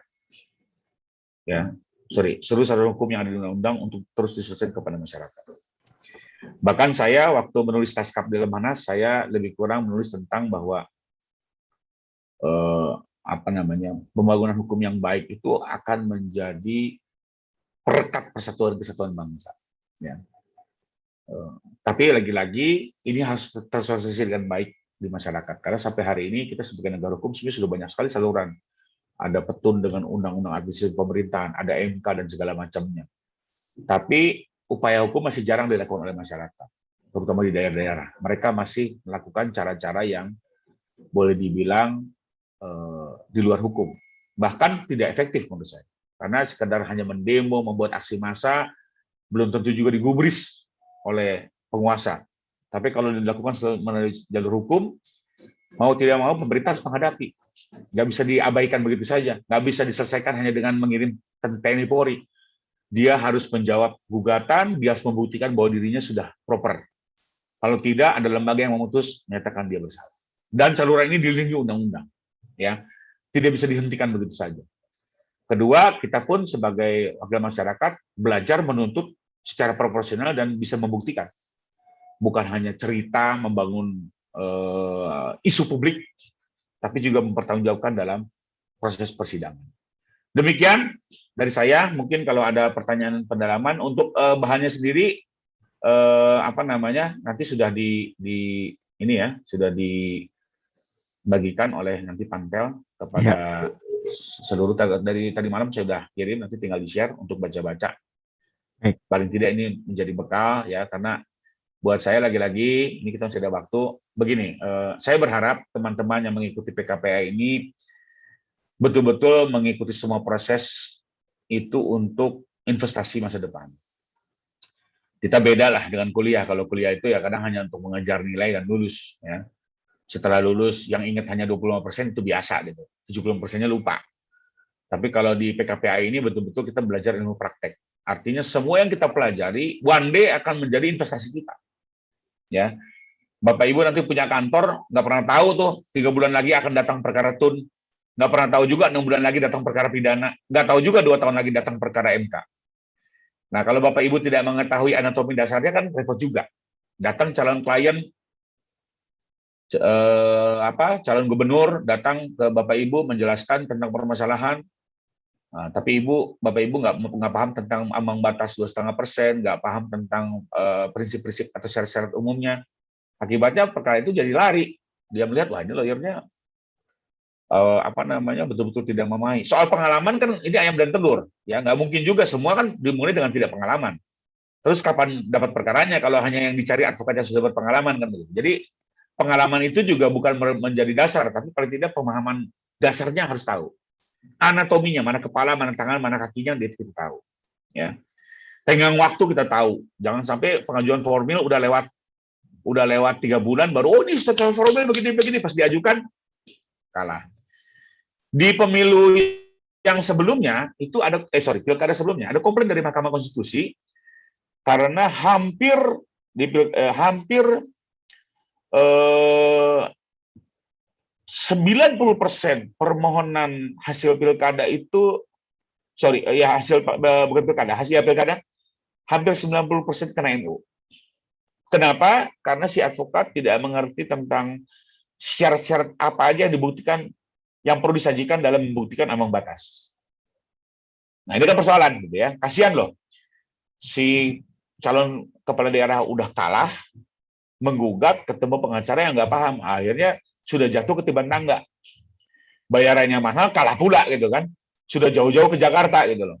Waktu itu sempat MK membuat rilis 90% gagal permohonan karena dianggap NO, dan waktu itu MK segera menghubungi Peradi, meminta Peradi ambil bagian dalam melakukan diklat. Nah, Peradi sendiri setiap tahun melakukan bintek ya terkait pilkada, pilpres dan segala macamnya.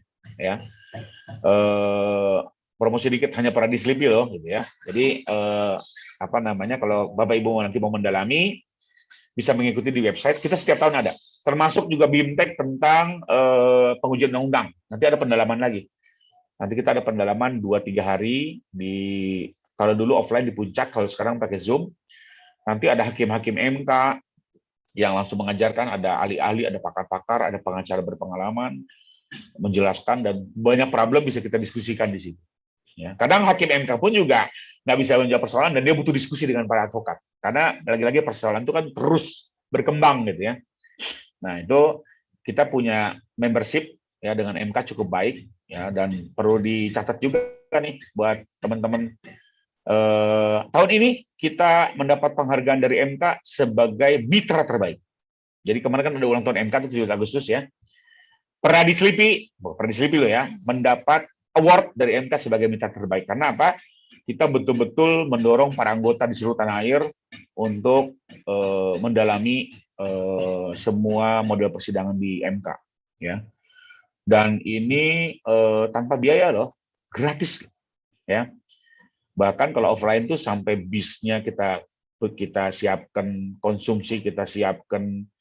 Kalau di MK itu konsumsi MK semuanya lah, sampai kaos, jaketnya, jas, kita bikin semi jas itu semua dibayarin oleh Peradi.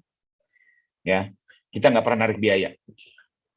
Boleh dicek, sudah bertahun-tahun kita lakukan itu. Itu aja mungkin Bapak Ibu sekalian. Jadi buat saya ini enjoy. Kalau mau didalami silakan bertanya, bebas. Terima kasih. Mumpung masih calon advokat ya, jadi silakan saja bertanya apapun. Ya. Siap, Pak. Mau yang Terima sedikit lucu-lucu juga nggak apa-apa. Kita kan lagi belajar. Ya. Karena lagi-lagi ya, ada juga advokat sudah 20 tahun berpraktek, sering kena NO di MK. Kenapa ya? Karena lagi-lagi dia waktu PKPA dulu banyak ngantuk kali ya. Pas rezeki datang dia malah lari. Bapak Ibu, saya kasih tahu jadi tipnya biar semangat. Fee perkara di MK itu tinggi. Saya kasih tahu ya. Fee perkara di MK itu tinggi. Beda dengan perkara-perkara di biasa.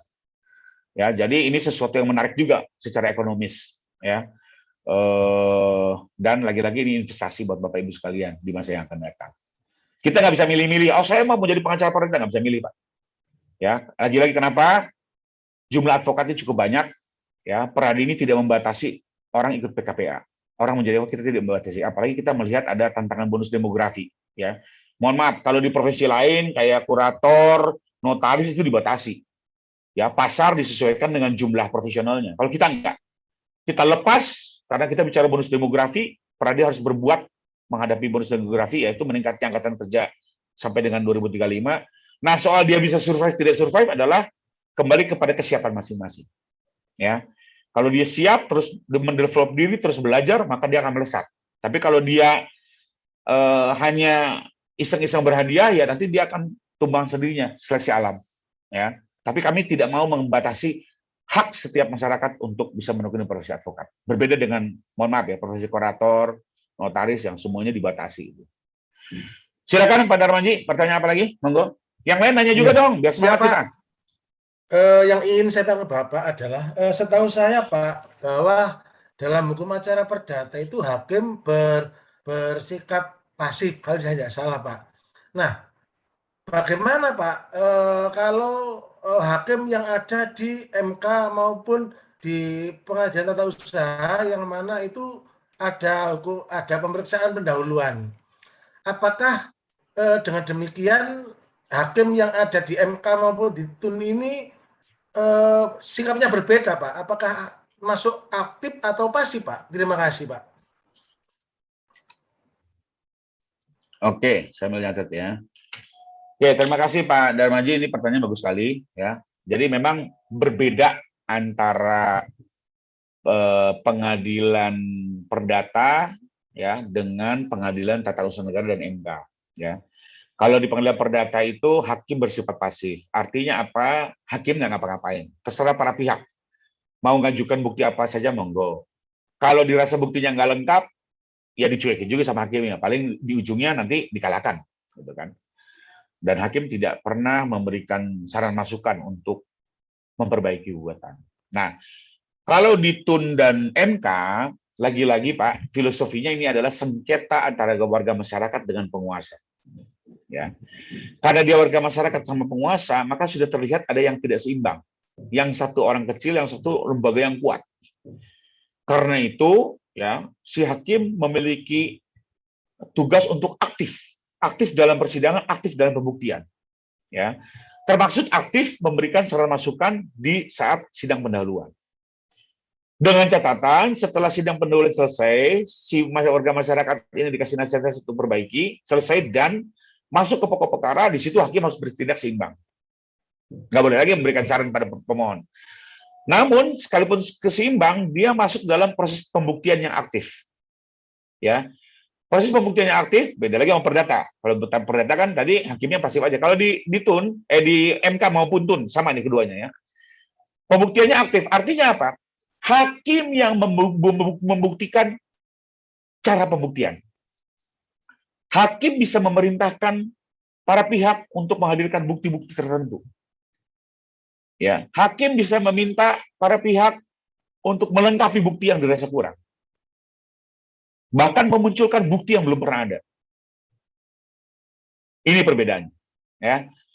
Jadi hakim bisa mengarahkan juga arah pembuktian kemana. Ya, ini perbedaannya. Kenapa? Karena menurut saya ini akan lebih baik ya, karena jangan sampai juga orang kalah hanya gara-gara tidak profesional pengacaranya. Orang kalah karena keliru dalam menyajikan pembuktian. Ya. Bahkan di sidang perdata, Pak, kebetulan saya ditugaskan Peradi juga menjadi tim perumus RUU Hukum Acara Perdata. Ya, saya masuk dalam tim Pokja Menkumham, pernah ikut karantina segala macam. Ada juga guru besar dari beberapa kampus di daerah ikut. Dan ke depan sendiri hukum acara perdata ini akan bergeser kepada pembuktian aktif, ya, karena di berbagai negara pun perdata pun juga sudah bergeser ke pembuktian yang aktif. Jadi model-model pasif itu sebenarnya model HIR zaman baheula, zaman Belanda gitu ya. Kasihan, banyaknya merugikan para pihak. Lalu kalau merugikan apa? Ya kasihan, dia harus mengulang lagi gugatan dari awal, atau kalah hanya gara-gara ketidakprofesionalan pengacara, atau kalah karena kekeliruan prinsipal dalam melihat pembuktian yang baik dan benar gitu. Jangan sampai keadilan itu tertunda hanya karena persoalan-persoalan remeh-temeh yang seharusnya bisa diarahkan oleh seorang hakim. Kedua, hakim juga sebenarnya jangan pernah terkooptasi oleh para pihak yang mencoba membatasi atau merekayasa pembuktian, gitu loh. Jadi biarkan hakim dengan kewenangan yang ada, dia bebas ya untuk mengarahkan, meminta bukti-bukti tidak lain agar putusannya betul-betul bagus, komprehensif, sudah melihat bukti dari semua pihak secara berimbang ya. Jadi menjawab pertanyaan tadi, betul, di TUN dan di MK diaktif. Jadi Bapak jangan kaget kalau tahu-tahu, Pak Darmaji, tolong saya minta bukti rekap TPS nomor sekian, saya minta rekap di KPUD seperti apa, di kecamatan seperti apa. Itu memang dimintakan. Kecuali Bapak udah minta 3 kali nggak bisa menyajikan, ya walau alam. Hakimnya ngingetin, Pak, ini udah ketiga kali ya saya minta ya. Kayak tadi di sidang tadi itu kan ada perbaikan, saya kasih waktu 2 jam sebelum sidang berikutnya ya. Bahwa nanti sidangnya ditunda, pokoknya perbaikannya masuk dulu. Nah, waktu-waktu itu penting. Memang di MK itu, Pak, kita kalau bersidang di MK itu nggak bisa main-main. Kita fokus karena dikejar waktu, Pak. Tapi senang saya, capek 2 bulan selesai. Dibanding perdata ini, kadang sidang, kadang enggak, kadang tunda. Sidang dibilang pagi, mulai sore, setahun nggak beres-beres. Malah jadi gantung, Pak ya. Kalau di MK tuh 2 bulan putus, Pak. Itu sama-sama speed, Pak. Tapi ya enak, 2 bulan langsung dapat sertifikat, enak Pak ya. Nah, jadi mau yang mana? Menurut saya model sidang seperti itu yang harus kita kembangkan, jangan model yang adem ayem gitu ya. Perdata ini sudah sangat ketinggalan jauh Pak. Ya, orang jadi lamban, bahkan sampai lupa. Ini acaranya apa ya? Kalau ditunda 2 minggu sekali, wah udah berat punya lah. Ya, kadang pasif ya itulah. Bukan hanya soal pasif pembuktian, lama-lama pasif juga nyidanginnya gitu. Itu Pak Darmaji. Monggo yang lain. Atau Bapak mau nanya apa lagi? Yang lain silakan. Ayo dong. Tadi Pak Rifai mohon izin, tadi ada yang raise hand, ada Mas Amir. Silakan Mas. Mohon izin untuk bertanya tapi tidak mengaktifkan kamera Pak, karena di sini. Enggak apa-apa. Saya tahu Pak Amir belum mandi. Enggak, bercanda. Oke, lanjut. Gimana Pak Amir? Mengenai asas nemo judice in causa Pak di dalam peradilan Mahkamah Konstitusi. Ya. Di dalam Mahkamah Konstitusi ini kan dikenal yang namanya asas nemo judice in causa. Lantas ketika ada suatu peraturan undang-undang yang dia membahas tentang Mahkamah Konstitusi, lantas pengujiannya terhadap Undang-Undang Dasar, siapakah yang bisa menjadi pemohon, Bapak? Apakah hal tersebut bisa dilakukan atau tidak, mengingat ada asas nemo judice in causa, bahwa hakim Mahkamah Konstitusi itu tidak bisa mengadili dirinya sendiri. Betul. Ini mana tanggapannya, Pak? Ya, enggak, pertanyaan Bapak apa tadi? Terkait dengan nemo judice in causa. Pertama, permohonan itu legal standing dari pemohon itu siapa? Apakah tetap pada perorangan? Apakah bisa dilakukan juga oleh hakim Mahkamah Konstitusi? Lantas ketika itu memang bisa, apakah asas nemo judice ini dikesampingkan? Mengingat asas nemo judice ini melarang Mahkamah Konstitusi ini mengadili yang namanya badannya sendiri. Istilahnya seperti itu, Pak. Mohon untuk tanggapannya. Oke, betul. Jadi gini Pak, ya memang ini cukup menarik sih sebenarnya. Ya, cukup menarik dan jujur saja belum terjawab sampai hari ini. Tapi bukan sesuatu yang sangat krusial untuk kita reform habis-habisan. Jadi gini memang. Tadi kan ada beberapa putusan yang saya singgung yang ternyata MK memperluas kewenangannya sendiri gitu ya. Yang terkait dengan, kalau dulu kan undang-undang yang bisa diuji adalah undang-undang yang lahir setelah amandemen UUD 45. Ujuk-ujuk ada putusan yang bilang pasal 50 itu inkonstitusional dan akhirnya meluaskan sampai dengan undang-undang zaman HIR. Dulu ada perdebatan, loh enak juga nih MK memperluas kewenangan sendiri. Nah sekalipun Pak, ya, dalam perkara itu pemohonnya bukan hakim MK. Ya, pemohonnya itu adalah warga masyarakat yang merasa pembatasan itu merugikan hak konstitusionalnya karena faktanya KUHP itu berlaku, merugikan dirinya, dan dia bisa buktikan terjadi kerugian pelanggaran konstitusional. Nah, sehingga waktu itu berdasarkan pertimbangan itu, ya, dan waktu itu argumentasinya dia tidak melihat batas setelah dan sebelum amandemen ini sesuatu yang bisa dipertanggungjawabkan, yang dihubungkan dengan hak hukum setiap warga masyarakat, ya, yang diatur di UUD 45. Sehingga berdasarkan permohonan masyarakat itu akhirnya Mahkamah Konstitusi tetap harus mengambil keputusan dong, sekalipun akhirnya bersinggungan seolah-olah dia membahas kewenangan sendiri, gitu ya. Betul itu pernah terjadi perdebatan, tapi ya mau gimana? Apakah kalau ditolak, lalu kalau ditolak terus bagaimana? Apakah akhirnya kalau memang ditolak maka ada perdebatan, oh jadi undang-undang MK itu kebal uji. Karena undang-undang MK mengatur MK. Nah, kalau MK yang memutus berarti kebal uji. Hebat juga nih ada undang-undang yang kebal uji, gitu kan. Sementara undang-undang itu merugikan masyarakat. Memang ini perdebatan pro kontranya, Pak ya. Pro kontranya gitu ya. Apa namanya? Pernah dalam waktu tertentu menjadi perdebatan ramai, tapi akhirnya karena manfaat dan mudaratnya juga masih bisa dimengerti, gitu ya, dan beberapa produknya pun juga akhirnya banyak digunakan oleh masyarakat, produk-produk yang memperluas kewenangan sendiri, maka akhirnya sekalipun seolah-olah ini melanggar asas, ya, tapi balik lagi, apakah mau kita berpendapat undang-undang MK adalah satu-satunya undang-undang yang kebal uji karena diujinya di MK, gitu kan. Ya. Tapi ini juga menarik, misalnya Mahkamah Agung, gitu ya. Ini contoh di Mahkamah Agung, ya. Kalau kita bicara asas ini, pertanyaan gini, Pak. Hari ini banyak perma-perma ya yang pembuatannya dari proses pembuatannya pun nggak benar.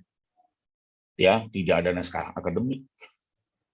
Ya, kalau boleh cek ya, boleh cek loh. Perma-perma itu jarang naskah akademik, padahal dia bagian dari perundang-undangan loh, peraturan Mahkamah Agung ya, bukan SEMA.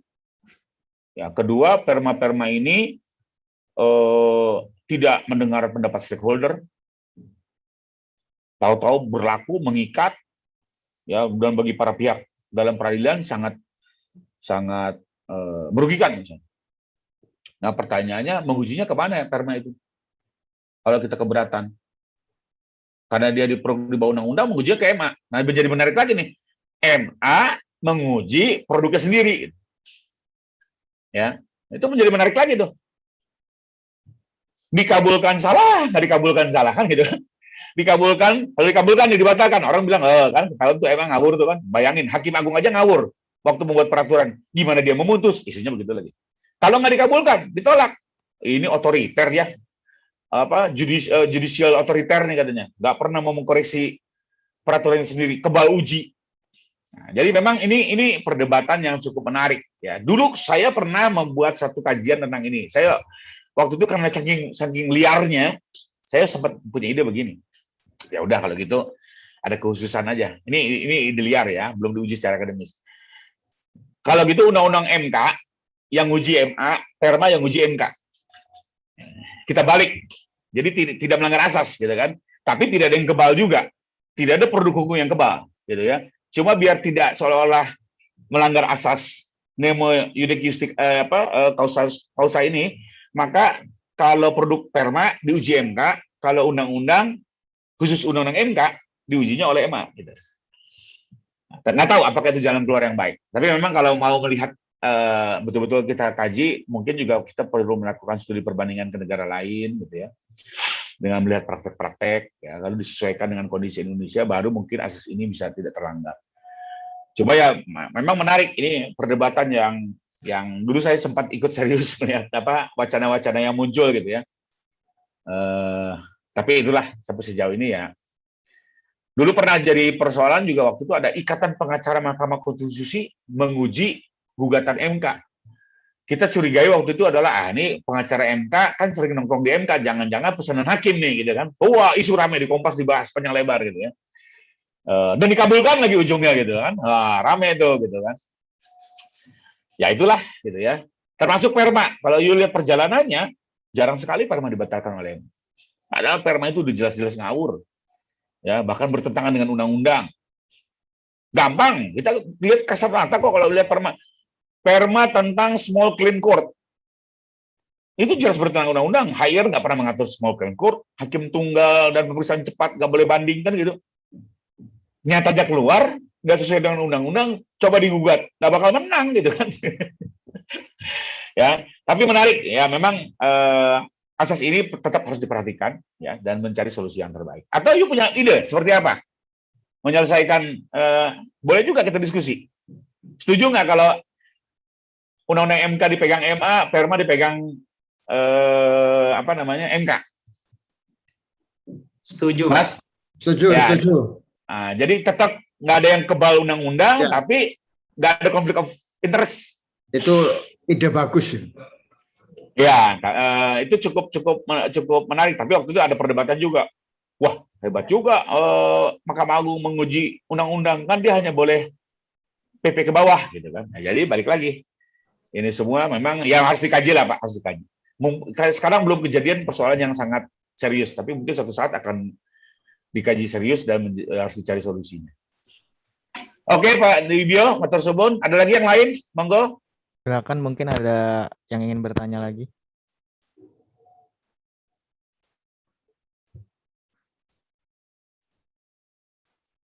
Mas Robi mungkin.